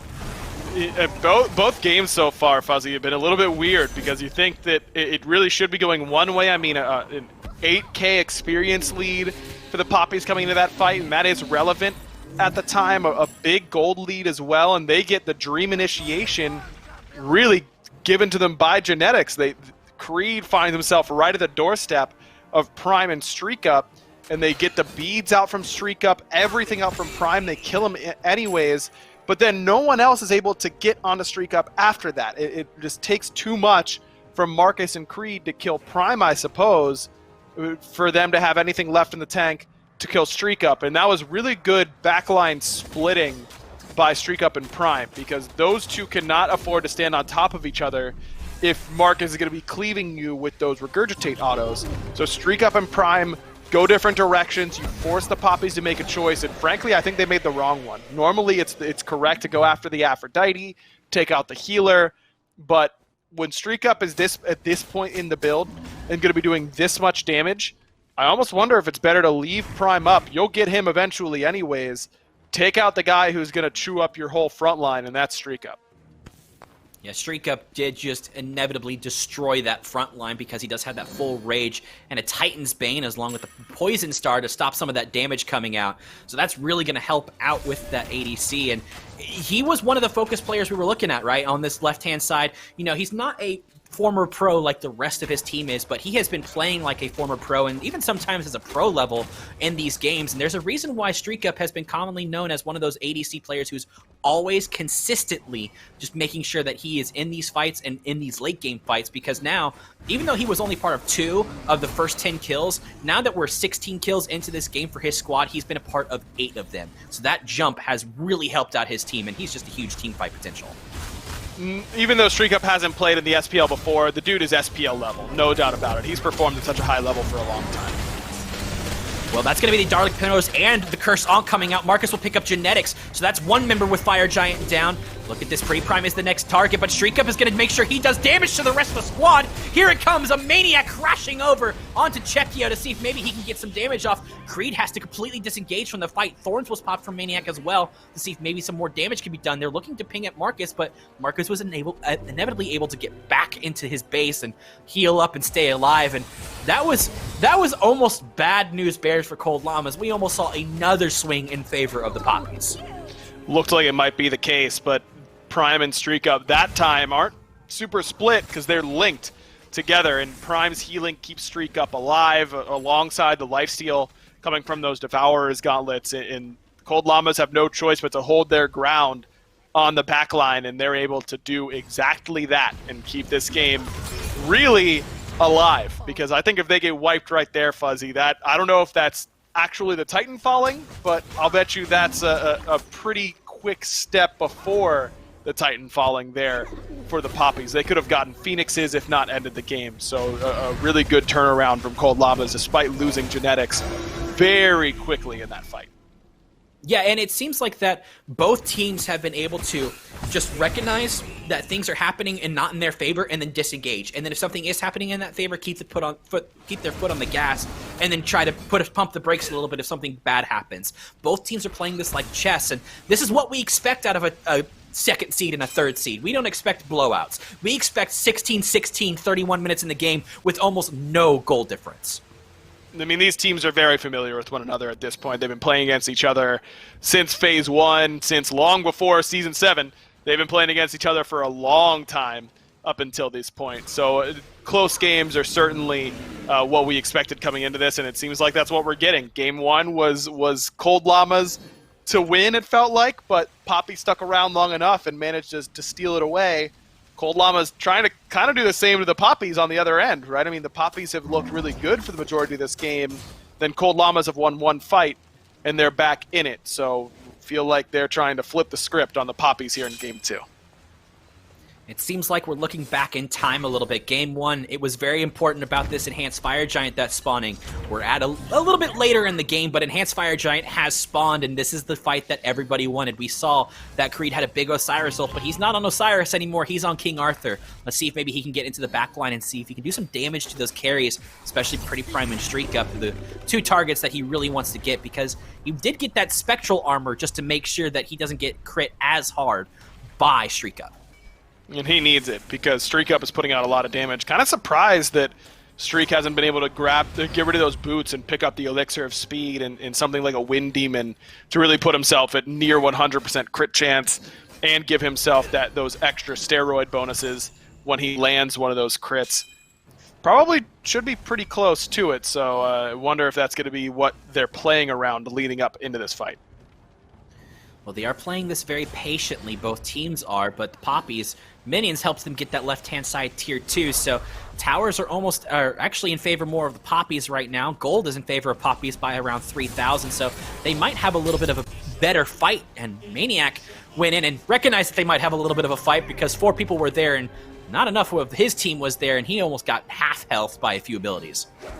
But with Prime on his side, that's not as big of a deal, whereas Genetics going in finds Warchi, but again, silenced by Drake. And Maniac gets blown up by Chekio immediately. The Dharma Pillars have fallen. A blink coming out from Marcus. Marcus is on Genetics. The stun come out, but now the ultimate is going to have to use for the tank and Pretty Prime. That is Maniac gone for 50 seconds. They could look to do Fire Giant, but instead, they're just going to keep playing this patiently, even though all ultimates have been expended for the Poppies, and only one ultimate has been expended for the side of Cold Llamas. There we go. Now the Fire Giant will start. Don't have any Primal Furies in their favor. Trying to see if maybe they can get something. Genetics has that boulder available. Genetics is going to be stunned out of existence, but Chekio's going to have to waste his beads. Now the focus is on that, but Fails is in the back. Fails is running at the back line. He's going to go up into Bat Out of Hell. He's going to try to land onto Marcus, who had Shell. Fails will pick up Marcus. That's a 1-for-1 trade in this long engagement, but Warchi will pick up Fails and having the beads burned as well. Genetics now running into Creed to see if maybe he can do something, but Warchi is now out of position. He's looking for something, but Draco Marino gets a great body block, a great stun, not as good as an Ohm as he wanted, and Pretty Prime will pick him up. This is the swing that Cold Llamas have been waiting for, because now Creed is just trying to stay alive himself. Warchi able to get a little bit of healing, but Genetics hits a great pluck, and that is a huge win for the Cold Llamas.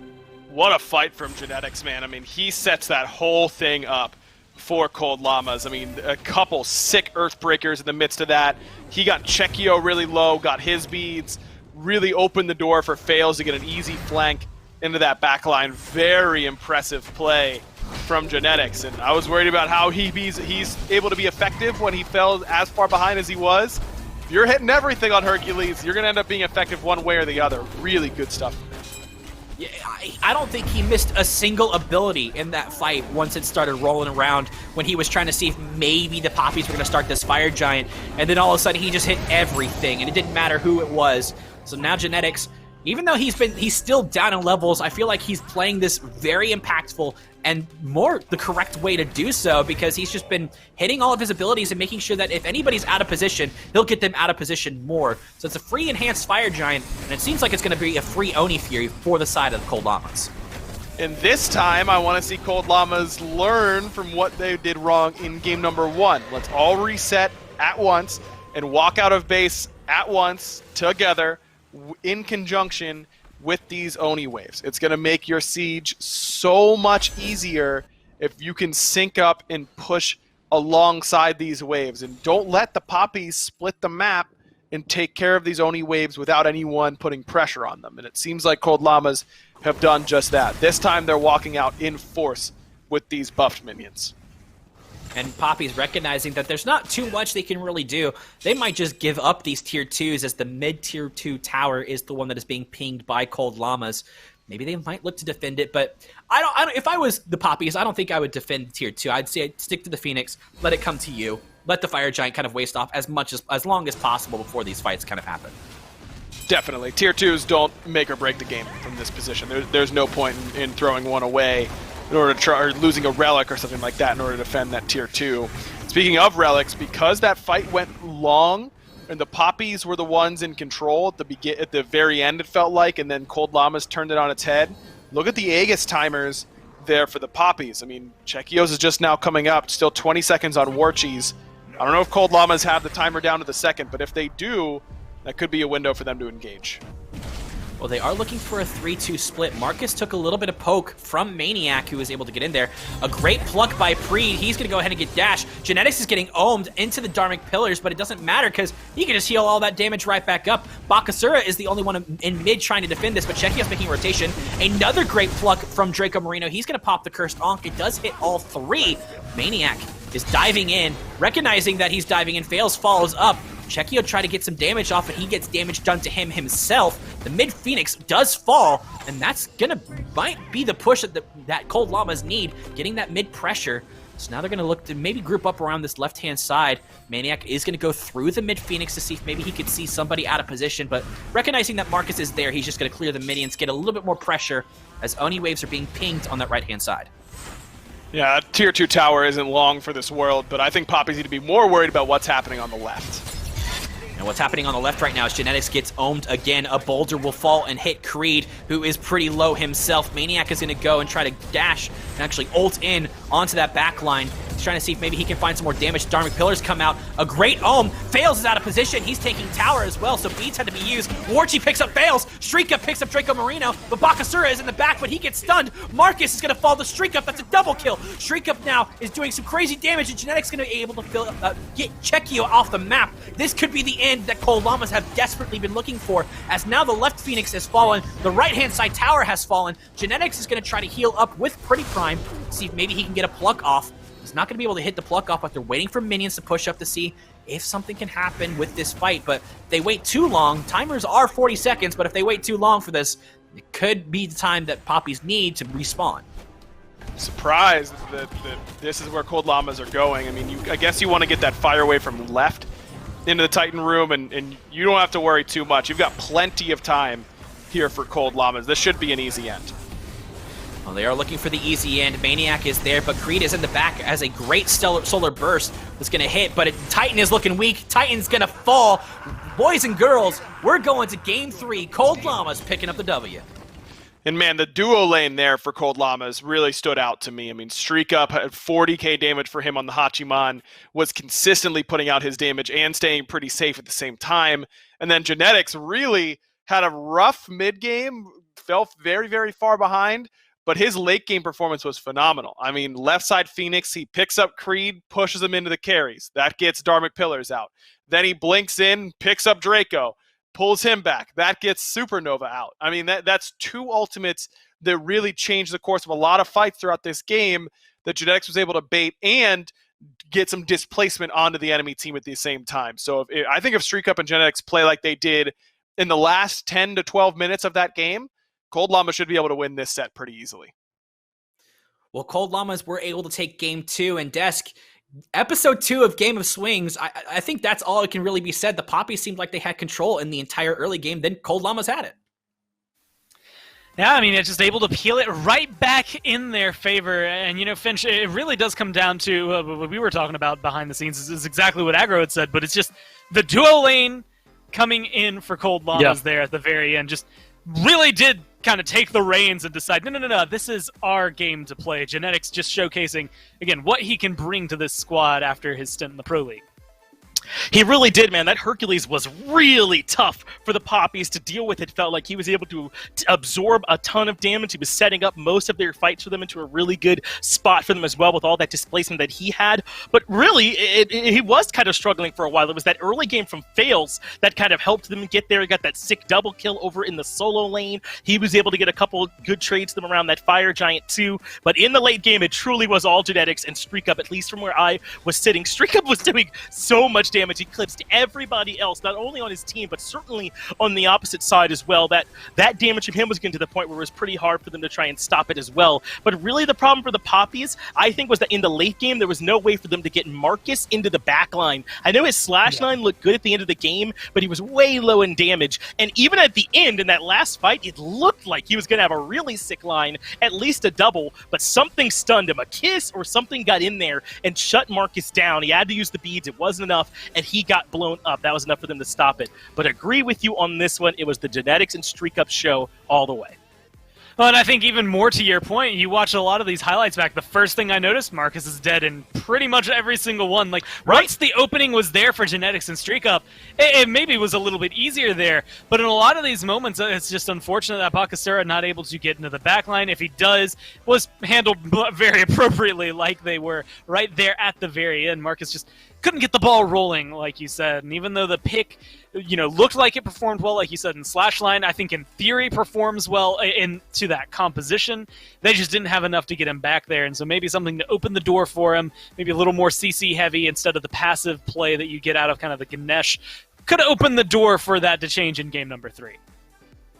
Yeah, but it was really, really close. So I think that both teams still need to kind of keep that in the back of their mind. It's not as if anyone really ran away with it. And that's the point I was making. 7-4 and 7 for Marcus. It doesn't necessarily look like a bad slash line, but you're going to see in this very next screen that it truly was not all that much damage. And I don't think that that's that big of a deal anyway. When you're Bakasura, you're not doing a ton of damage to everyone like these mages. You're trying to burn down your specific targets. That's not inherently the problem by itself. But the later this game went, Gore, the more Marcus was struggling with getting to the priority targets in terms of finding that damage. But as I was saying, this is a very close set so far. I don't think anyone, Cold Llamas or Papis, should be feeling particularly comfortable right now.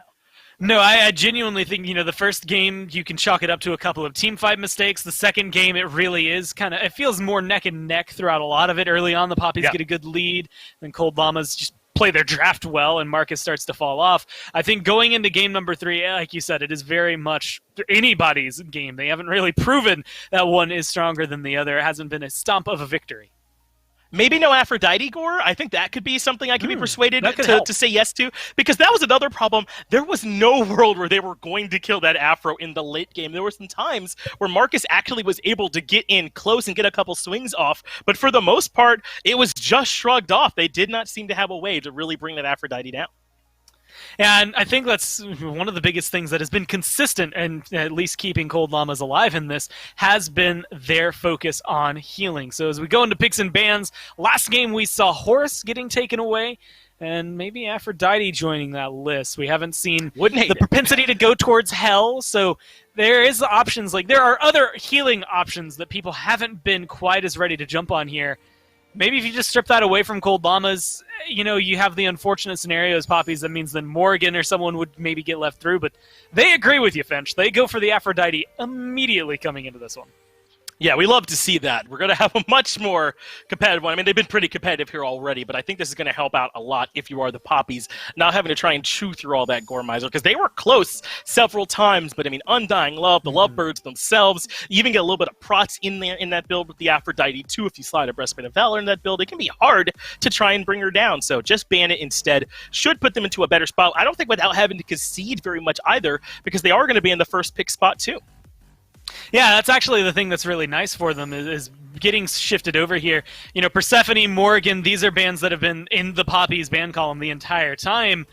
They don't have to worry about those now. Hey, Persephone gets let through. Cool, you just scoop her right on up. You're happy to have those picks come by, which means the Cold Llamas are going to have to pay attention. Maybe change up their draft, which has been very focused onto those supports. With Horus gone, again, the two big healers, I think, in game 1, Khepri was the third thing that really made Cold Llamas give a lot of trouble to the Poppies that time around. So if that gets taken away, Cold Llamas are going to be looking for an entirely new draft to bring forward to this, but it's King Arthur instead. How are you feeling about the bans from Papis this time? Really good at solidifying Cold Llamas and knocking them down a peg? Yeah, I think that Papis have done well with this. You definitely want to take that King Arthur out of the other. Horus is a problem too, and as long as the Aphrodite is banned, I don't think you're worried too much. Plus, whatever is great that is left over, Papis should have that right of first refusal, right?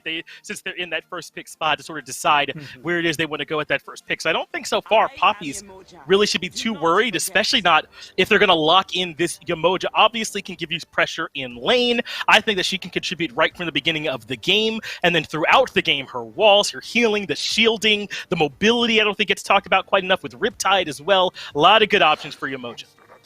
It's worth mentioning, Cold Llamas, when they were first pick the last 2 games, banned out Sobek. He is available. And honestly, when I'm thinking of, hey, I need someone who's consistent in game, can set up kills, also has a really good built-in anti-heal, Sobek tends to rise up on my list, 50% on that Sickle Strike, which is really solid.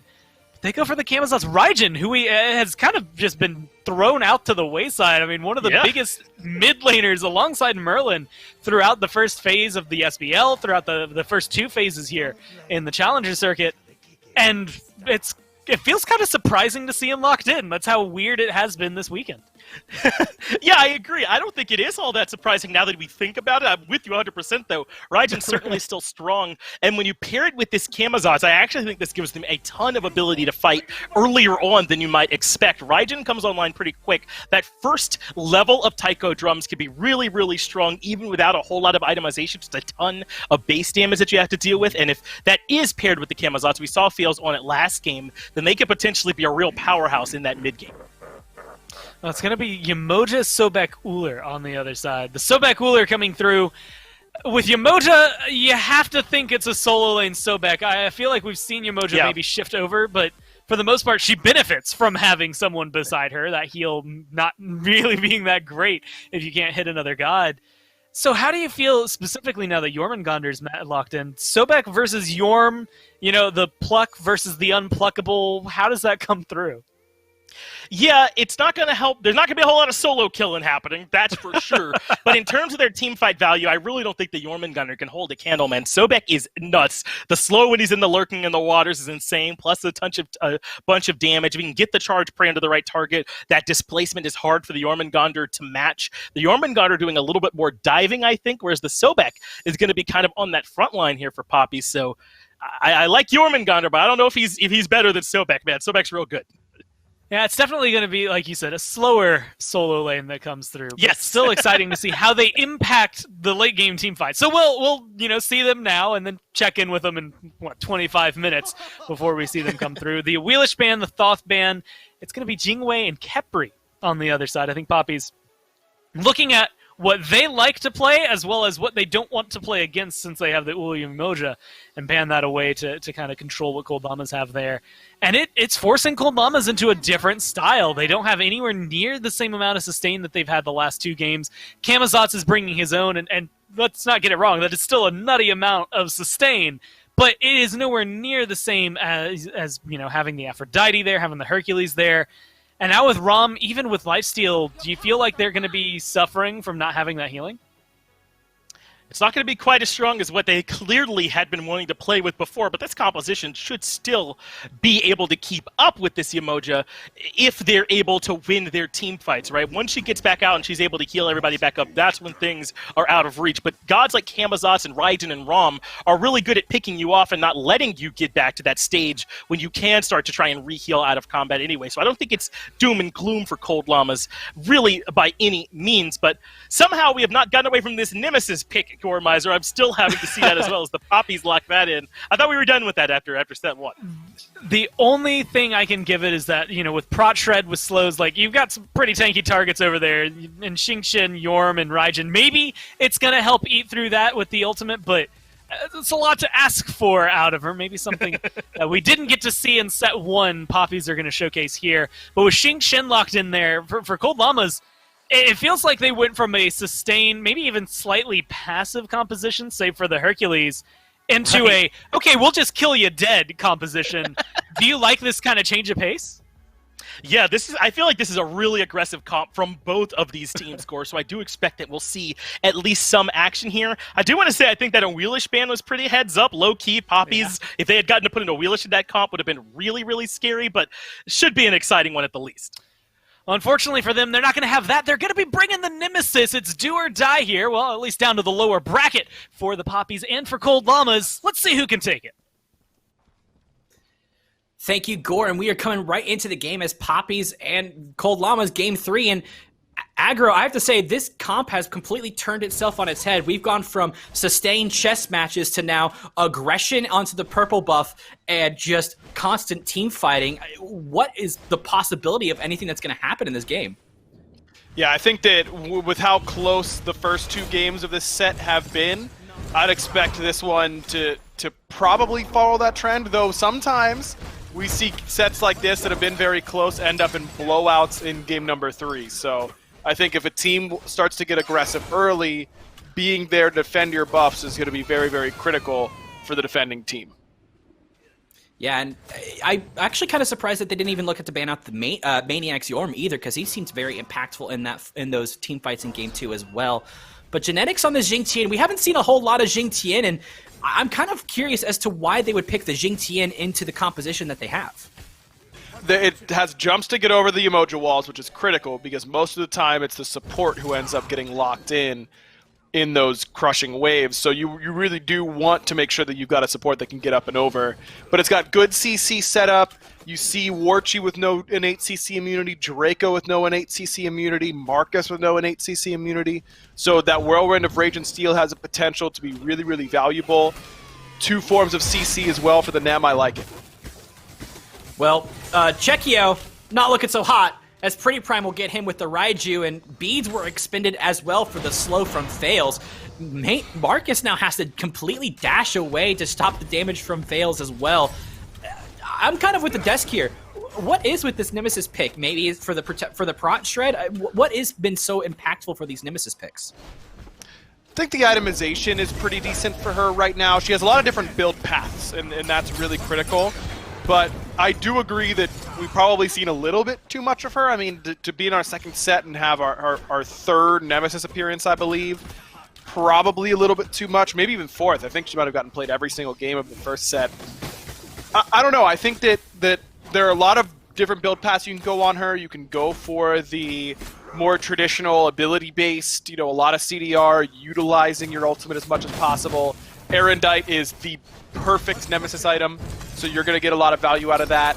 You can go Golden Blade like Marcus is now and try and up your clear speed, which can be a little bit slow at times in the early game, so that helps her out a little bit. You can go auto-attack focused, you can go with the Hydra's Lament build, you can go crit. There's a million different ways to build Nem, and I think that she's a character that really lets you show off your skill expression pretty well. She has a lot of different ways to play. So I think that good players naturally tend to go towards this character. And if once one person pulls it out in the scrim, starts doing well with it, every other jungler is like, oh, I could do that. It's just we fed it. Watch me try and do the same thing. And it tends to kind of compound in that way where one pick like this in a region can start to get really popular. Well, speaking of popular, this red buff from the Poppies has been very popular to take by Cold Llamas. Scylla has not had their red buff. Chekio hasn't had the red buff this entire game, and we're 3 minutes in, and that just is a bit of the reason why the Cold Llamas have a 1,000 gold lead, just because they have control of not only their own jungle, but the enemy jungle as well. This is what you should be doing to Scylla. There's no reason for her to ever get away with her early laning phase, especially with a jungler like Nemesis. I mean, that is such low pressure in the mid lane. Prime can really 2v1 pretty effectively with the pressure that he provides all by himself. And then you add in the pressure from Fails, and it makes it pretty easy to start to snowball a lead in that mid lane, especially when Chekio makes the critical mistake of not getting Sentinel at level 2. As soon as you see that, it's pretty much a free kill for a god like Raijin who can play really aggressively early on. So I think that Cold Llamas have done a good job of taking what the Poppies have given them, which is low pressure in mid and a mistake by Chekio early, and converted it into a pretty solid lead. I mean, it's nearly 1,500 gold just 4 minutes into this game. And what's even crazier is I'm looking at the ward coverage on that left-hand side as Chekio's going to get rooted. The Sentinel is coming out as well, but I don't think her beads are up. It would have been interesting to see if maybe they came in, but they actually did just come up. But look at the ward coverage on that left-hand side. There's not going to be anybody not aware from the Cold Llamas where Nemesis is. If she's on that left-hand side of the map, you know. Yes, exactly. I mean, that's going to be the real key here for Cold Llamas, is making sure that they don't overextend and set themselves up to get counter-ganked really effectively by Marcus. And the best way to do that is just ward coverage on this side of the map. And with this build that Marcus has gone for, the Golden Blade build, it's not like he does that much damage, and he's not that fast right now. I mean, he will be fast after his boots or after the next katana, but right now, he's significantly slower than Fails. Well, they still get the red buff, and Marcus is now out of position. He's going to get spun. The Raijin is up into his drums. Well, one more will do it as Pretty Prime will pick up his second kill with a blind shot through the Yemoja ult. Great heads-up play from Pretty Prime, and now Fails is able to get that back camp free, even though they got the red buff already. So that was a huge win again for Cold Llamas, and I think this is what we wanted to see out of Cold Llamas. And pressure onto the purple buff. They take that away from Warchi. I mean, look at the level disparities on this mid and left side of the map already. A level for both dual lane members of Cold Llamas, a level there for Prime, and now a level for Fails as well. It's nearly 3,000 experience just 6 minutes into the game, and Cold Llamas show no signs of slowing down. And they've got to keep this pressure up, because we saw them do something very similar in Game 1 on the blue buff consistently, really getting far ahead off of invading on that side of the map. And then they started trying to go for red, and it really set them behind much further than they could have been. And so that's what I want to make sure that we're seeing here from Cold Llamas, is that they aren't going to try and randomly start going for blue buff invades onto the Sobek, who you can just ignore at this point. You should really be focusing on making sure Chekio does not get his farm, Warchi does not get his farm. Those are the gods you have to worry about right now. Yeah, I don't think anybody on either team is going to even motion to the right-hand side of the map, just because it's a Jormungandr Sobek, and Sobek you just can't kill at a certain point in the game, and we're getting to the point now where that's going to start happening, and then Jormungandr's kind of in the same boat once he gets a few items online as well. So, but what's interesting about the Sobek is he didn't go a typical Warrior's Blessing start, he went with Mage's Blessing. Yeah, I mean, Warrior's Blessing getting a nerf means that the survivability really isn't there for that item in the early game anymore. Sobek feeling like, I might as well just get some extra CDR early on, I feel like is the decision-making there. Makes sense to me. Well, another fight on this red buff. Chekio can't get it, but Pretty Prime will be there with the rest of his squad to make sure that he gets it. Warchi is now looking a little bit weak as Streak Up is going to go up into the sky. He's looking for the snipes. One will hit. The second will not. The third will hit. A blink comes out, and Fails is there to clean it up. That is 3-0 in favor of Cold Llamas. And again, it's just making sure that Fails is in the right spots and just keeping pressure onto the Papis at all times. Now this Tier 1 tower is already dead. That is brutal for an Uller early on, who really cannot afford to play up at all anymore. It's going to be a purple buff invade again, where Marcus can't find farm. I mean, it's 3 levels in mid, 2 levels in jungle, 2 levels in ADC. Like I said, Fuzzy, sometimes really close sets like this, you make a mistake in picks and bans, and I think that it's pretty fair to say the Papis have drafting this little pressure in the mid 2v2, and then a mistake in execution after that really puts a nail in the coffin almost early, that we might just be up for a blowout here in game number 3. And if we are up here for a blowout, it doesn't mean that the Papis played bad. It just seems like that everything wasn't quite working out for them, as you mentioned, in picks and bans, because I feel like Chekio, his Scylla is one of the best Scyllas that I've ever actually seen play. He hits all the Scylla ultimates, and he makes sure everything's there, but again, the ward coverage. Cold Llamas have a ward between Tier 2 and Tier 1 tower in the mid lane, so whenever there's going to be an attempt at a rotation for that red buff, the Cold Llamas are going to be there and just say, you're not getting it, and you're never going to get it for the rest of the game. We're almost 10 minutes in, and I don't think Scylla has ever had the red buff yet. I don't think so, but this is good. Maniac under pressure, no ultimate for him either, and that Divine Retribution came through. Marcus able to get himself on the board, but not able to escape as Maniac picks up the kill with help from the tower. Bit of miscommunication there. Marcus, or I think that's really on Creed not getting in there early enough to tank that tower, because the Nemesis certainly can't withstand those shots as well as Creed can. No, he definitely can't. Nemesis is one of those gods that squishy. She's an assassin. She wants to get in and do the damage and leave, and she did the damage, but the tower was focused on them. But because of that rotation from the Nemesis and the fact that Sobek can't really do too much about this, they're like, hey, we're 4 people here. We just got the red buff again. Let's get a Gold Fury while we're here. So Gold Fury falls at 10 minutes in, and this gold lead now is looking at the 4K mark, and this is really bad if I'm the Papis. Yeah, this is desperation mode already. I think you're looking to make any play that you can like this, fighting Streak Up low on mana, but he's got reinforcements.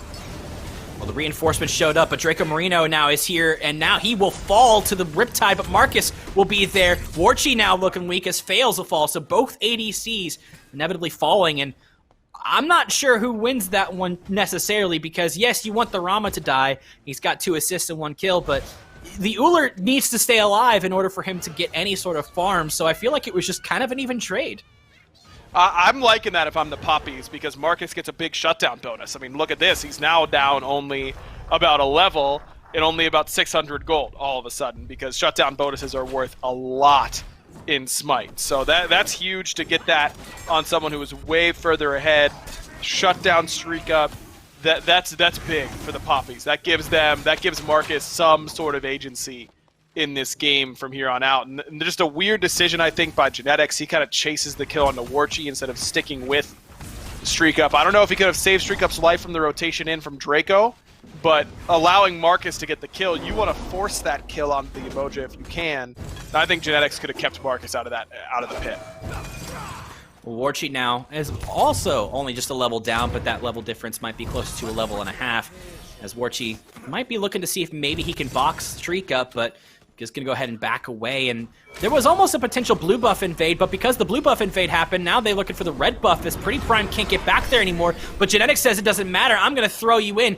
Both beads expended from the support and the mid laner. So Marcus is now going to try to start this red buff. He might be able to get it, and he does. The red buff is finally taken by the Papis for the first time this game, and Streak Up is now going to be dashed on by Nemesis. He goes up in the air, missing 1, missing 2, missing 3. Marcus now has to pop the shield. He still picks it up. That's another kill for Marcus on the Streak Up. But Marcus will fall to the bat out of hell. Draco Marino, with no Omi, is going to pop the River's Rebuke just to get himself healed. But look who's here is Chekio. He's going to go out and throw the Crush onto the back camps and try to leave as fast as possible, and he will. Again, that's still good. I think by the Papis, they get the buff secured and they make sure that they keep Streak Up down, and Marcus finds himself his 3rd kill. Try to keep himself relevant in this one. Cold Llamas, this is what they have to be a little bit worried about. We're a little bit late, but we're still playing up. Streak Up plays a little bit too aggressively without a whole lot of backup coming. Then he runs away from where Genetics can meet him quickly, goes up the left side of that rock instead of up around the right. Would have met Draco, but also would have found his support. So maybe that would have been the difference. But either way, 1 for 1. Cold Llamas still in a very, very commanding position.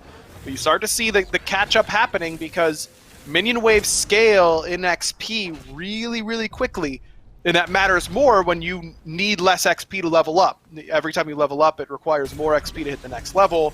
So, I mean, Chekio only down a level now. Marcus only down a level. I mean, it matters that you're getting to a point now where the Papis are going to start closing some of these XP gaps. Yeah, and that's what the Papis need, is just continue to stay in these fights, but continue to make sure that Marcus gets a kill or Chekio gets a kill. Just somewhere that it's a carry can get a kill, make sure they don't get caught out of position. Chekio is going to spin to win again. Scylla is going to ult, but Draco Marino doesn't have the ult, but it will land onto Genetics, and he is half health. Drums are going to come out. The River's Rebuke, the taunts, the Bat Out of Hell as well. It won't be enough damage. She's going to be able to get the heal off, and Warchi has made a rotation over from the left-hand side. Creed will pick up Pretty Prime because he has made the rotation from the right-hand side. Blink comes out. Warchi picks up 1. A great fight from the Papis, but Maniac will pick up Warchi as he rotated from the left-hand side. So now Maniac is a little bit caught out of position by Creed, but Creed's just going to do some damage just to zone out the rest of his carries so they can waddle away. Man, that is huge for the Papis. This game is getting really sloppy here, Fuzzy, and really I don't even know how we got to this point, that Cold Llamas are putting themselves in a position to get 2 for 1 right there in the mid lane. Really starting to slow that XP and gold gain. It's not jumped back in the Papis' favor yet, but if this trend continues, I think it will. It's going to be interesting to see how this happens because you're right. It has been sloppy play, and I'm not sure if it's because the Cold Llamas are not communicating effectively or what's happening, but it also seems like that Chekio just kind of is aware of what he can do and what he can't do, and Draco Marino has always been there for his carries. Like you said in the game 2, they play it front to back, and speaking of Draco Marino always going to be there for his carries, they recognize that Maniac is making a rotation. He burns his ultimate so that he has to get away, and it was just Draco Marino over there. Didn't know if there was anyone else coming because no real ward vision by Cold Llamas on that side of the map, but Cold Llamas group up, trying to secure this Oni Fury beads from Warchi so that he can steal away the Fury. Genetics does what he can right there. As soon as he starts channeling that ultimate, he's locked to that animation the whole time. You just have to hope that Cold Llamas are going to use their burst accordingly. But again, Cold Llamas just cannot seem to shut the door. I don't know what it is. They just can't do it. It just seems like that something isn't quite clicking with this comp. It was at the beginning. They kept the pressure going. They got early Gold Fury. They got every red buff until the 10-minute mark, almost every purple buff until the 12-minute mark. It just seemed like that everything was working out in Cold Llamas. Then the Papis just said, hey, let's go ahead and start winning these fights and start playing the game. And that just seems what happened because Maniac has to pop Thorns. Sobek is in his ultimate to slow him down. Maniac doesn't have his ultimate available, and Creed is just going to go and be able to get away. And look, Draco Marino now is here, but now here comes Cold Llamas. He's going to go ahead and try to get the Taiko Drum damage, and he will get the taunt off, but not enough damage to secure Draco Marino. You know, that's twice now that Prime has opted for the taunt options on that Raijin ultimate where damage would have done the job. I think that kills Draco in that position if he goes for the damage shot, and there's no way it ever kills him with taunt, right? I mean, you just don't have anyone who can follow up off of that taunt. So I think that's twice where Prime is chosen wrong on the note to play on the Taiko drums, and Draco is still sitting at 0 deaths because of it. Recognizing that Poppy's ADC, Warchi, was over on that left-hand side, they do elect to go for this Pyromancer, and it was almost taken away by a great play, but unfortunately it wasn't quite secured. But Cold Llamas were able to pick it up, and that gold lead at one point was around 4,000 to 5,000, is now slowly getting more closer to that 1,000 to 500 mark. You can see it's almost like a hill on a roller coaster right before you go up, before the inevitable plop. Man, this is brutal for Cold Llamas. I mean, frankly, Fuzzy, when we're at 7 minutes, that's a 90+% chance to win this game for Cold Llamas. Probably higher than that. You have to make a lot of mistakes consecutively to let the Poppies back into this game. And the Poppies have to make good plays and not just capitalize on mistakes. They've got to do both. And Poppies have done both so far. I mean, Warchi stealing away that Oni Fury is huge. Poppies have really been on time for their buffs, where Cold Llamas have not. They really got off of that red buff timer for some reason, which really just can't happen. And as soon as they've lost control of those buffs on the left side of the map, this lead has started to go away. In a couple bad engagement choices by Cold Llamas, some mismechanicking as well. It's all kind of come together now to let the Poppies back into a game. This game is slightly in the Cold Llamas' favor when, frankly, Cold Llamas could have been knocking Phoenixes down at this point with the pace they were at early on. It just seems like that the second that they rotated over to the right-hand side to help Maniac get Sobek at one point, that's when it seems like that they didn't have any pressure on that left-hand side. And then everything kind of just snowballed that way. And so we always talk about snowballs happening when games starts, like what we saw with the Cold Llamas being so far ahead. And now we're just seeing kind of the snowball stop and go the other way around. And look at this. Chekio has a level lead in this mid lane, and at one point he was 2 levels down. Yeah, this really can't happen if you're Cold Llamas. When you've got Raijin, Camazotz, 2 really aggressive gods early on up against Scylla, Nemesis that were that far behind, you just can't let them back in the game ever. They should really finish the game without being level 20. Like, you should be able to end that quickly if you play it right on that left-hand side. And Cold Llamas just haven't been able to get on the same page for a while now, whereas the Poppies are really just playing better in these little scraps and these crazy sort of back and forth engagements. The Poppies are just playing a little bit better. And you want to talk about playing a little bit better, they're also farming a little bit better. Even though they got that Oni Fury to help them out a little bit, all tier 1 towers are gone. they're still getting the farm. They're still continuing to make sure that they get the jungle. And all tier 1 for Cold Llamas are gone. And that is what's contributing to this only 500 gold lead in favor of Cold Llamas. It just seems like the Papis have just made sure that they kept their nose to the grindstone and have kept winning these fights over and over again. We thought it might be a blowout here in Game 3, but clearly not. I mean, they wanted to stick to the script and go to these close games once again, because this game is now basically even at 20 minutes. I mean, sure, some slight XP advantages here and there, but I feel like the Papis, their team composition just scales really, really well into the late game. Not that Cold Llamas doesn't. I think both teams actually scale really well in this game, but you got to, with the way that the Cold Llamas weren't able to close the door early on, how could you ever favor them going into this late game? I just don't understand how you could have that faith. Yeah, I'm not sure either, but during this entire time, the Primal Fury has fallen to Cold Llamas, but Maniac seems to be the target as he is now at half health and will disengage. And that entire time, Sobek was just kind of pushing up that tier 2 in the right-hand side just to get a little bit more pressure, get a little bit more farm, and that kind of helps get a little bit of pressure off that left-hand side. So now, it might be possible that the Papis could push up this mid because their tanks might have to disengage. Don't think the Papis really have a lot to do right now, though. I mean, I just think that Creed needs to understand that his job is no longer to push waves, it's to group and be your initiator for the Papis. Because if you can Sobek pluck genetics straight into Chekio damage, you're going to win the fight more often than not. So I think that Creed, comes in really late there with a teleport because he's pushing up that right-hand side. Just not necessary. Now's the time to be grouped as 5. The Papis have such a strong 5v5. I mean, it's Sobek pluck and Nemalt into Scylla root crush, and that player's dead, and you still have basically everything up. That's strong. You mean like this that just happened, right? Where genetics is almost completely completely dead, and he just has to run away. That's exactly what you were asking for, and it happened.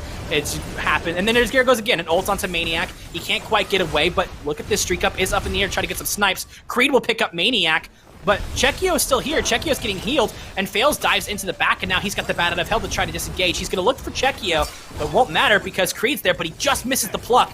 Pretty Prime trying to get the Raiju off to see if he can maybe hit a squishy target, get some more damage off, but ask and ye shall receive, aggro. That's what it seemed like just happened. Be nice and easy for the Papis. Now they get Pyromancer, they've got Sustain on their side with the Yabocha. Why not head towards this Fire Giant? You've bought Genetics time to come back in healthy, but think that you've got the secure advantage here with I'm a Monster. Well, they don't even need the I'm a Monster. The Papis will get the Fire Giant, they'll get the Taiko drums. Creed is going to get spun into the back, but it doesn't matter because Marcus was trying to do something in the back and he will fall. Creed will fall to Pretty Prime, but now Genetics just got blown up because that's 2 I'm a Monsters, a double kill. The reset's going to happen. Pretty Prime's going to the tier 2. He got slowed. The third one will hit. That's a triple kill for Chekio in the I'm a Monster. That is a deicide, and now the Papis have the advantage, and they're going to push it down this right-hand side.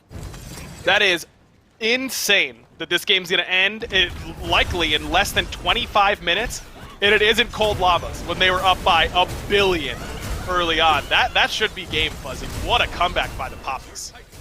They're pushing for the Titan. It doesn't matter that Maniac burned his ult. He's going to try to do as much damage as possible, but Chekio does so much damage with Crush, with the Sikkim. He will fall. Eventually, Maniac will fall to Marcus, but it doesn't matter. The Titan will fall. The Papis, who are behind the entire game, have won Game 3 and will move on to face Belt Slap in the next set.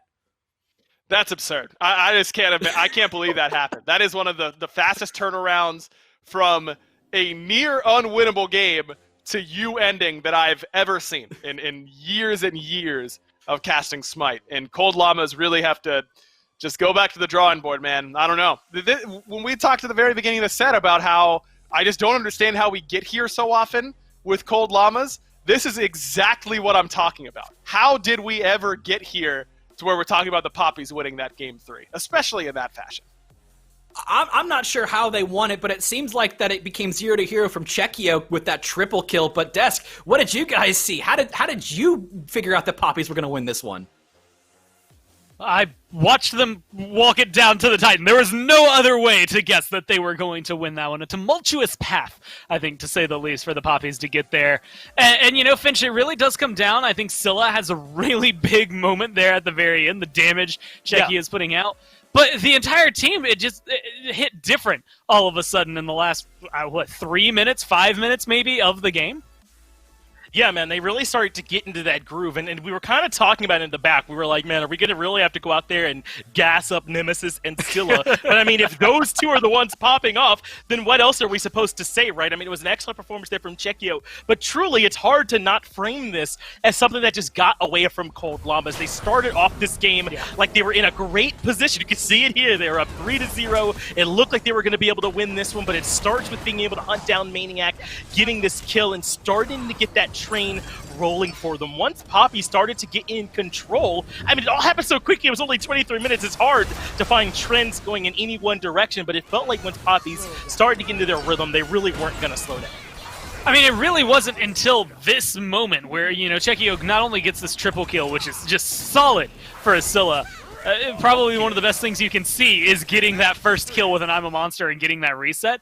But every single one of those highlights, there was only one thing that tracked true, and that was that Cold Llamas had a gold lead, they had a kill lead, like they were just in the lead until that last one, and then it's all of a sudden 1,000 gold in favor of the Papis, and they just swung it all back in their favor. I mean, you can look at it. I mean, Marcus was 5-3-5. He just had a really big moment there, or a couple of big moments, I should say, throughout the game. Chekio had a really big splash at the end. Creed held his own, which I think is all you can ask, and maybe even then some, from that Sobek. They did kind of the core. Maybe you could add in some healing in there, but realistically, it's the core that set up the kills for everybody else.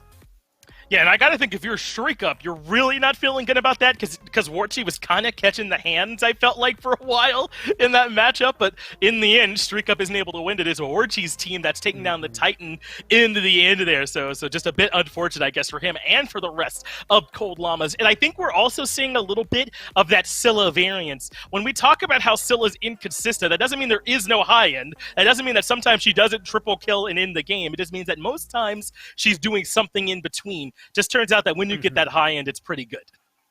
And it's one of those things, you put them on the right players and give them the right timing, then all of a sudden it all lines up for them. The one that actually just stood out as the most obvious is probably MLC Stealth years and years and years ago for their finals. Obviously, it works sometimes, even at the highest of stage, but now they are going to go forward to face up against Belt Slap. That'll be happening tomorrow. Cold Llamas, since they are knocked down, will face Smiley Face. That'll be the first elimination match starting tomorrow at 11 a.m. The first set of the day. You'll get to see who goes home. A lot of surprises, I think, today out of Smiley Face more than anything. So that's going to be a lot closer than I thought it was going to be. Realistically, a lot of people expected that to be a 2-0 between them and Belt Slap. The fact that they not only pushed it to 3, but they were close games, gives me a lot of hope for tomorrow morning.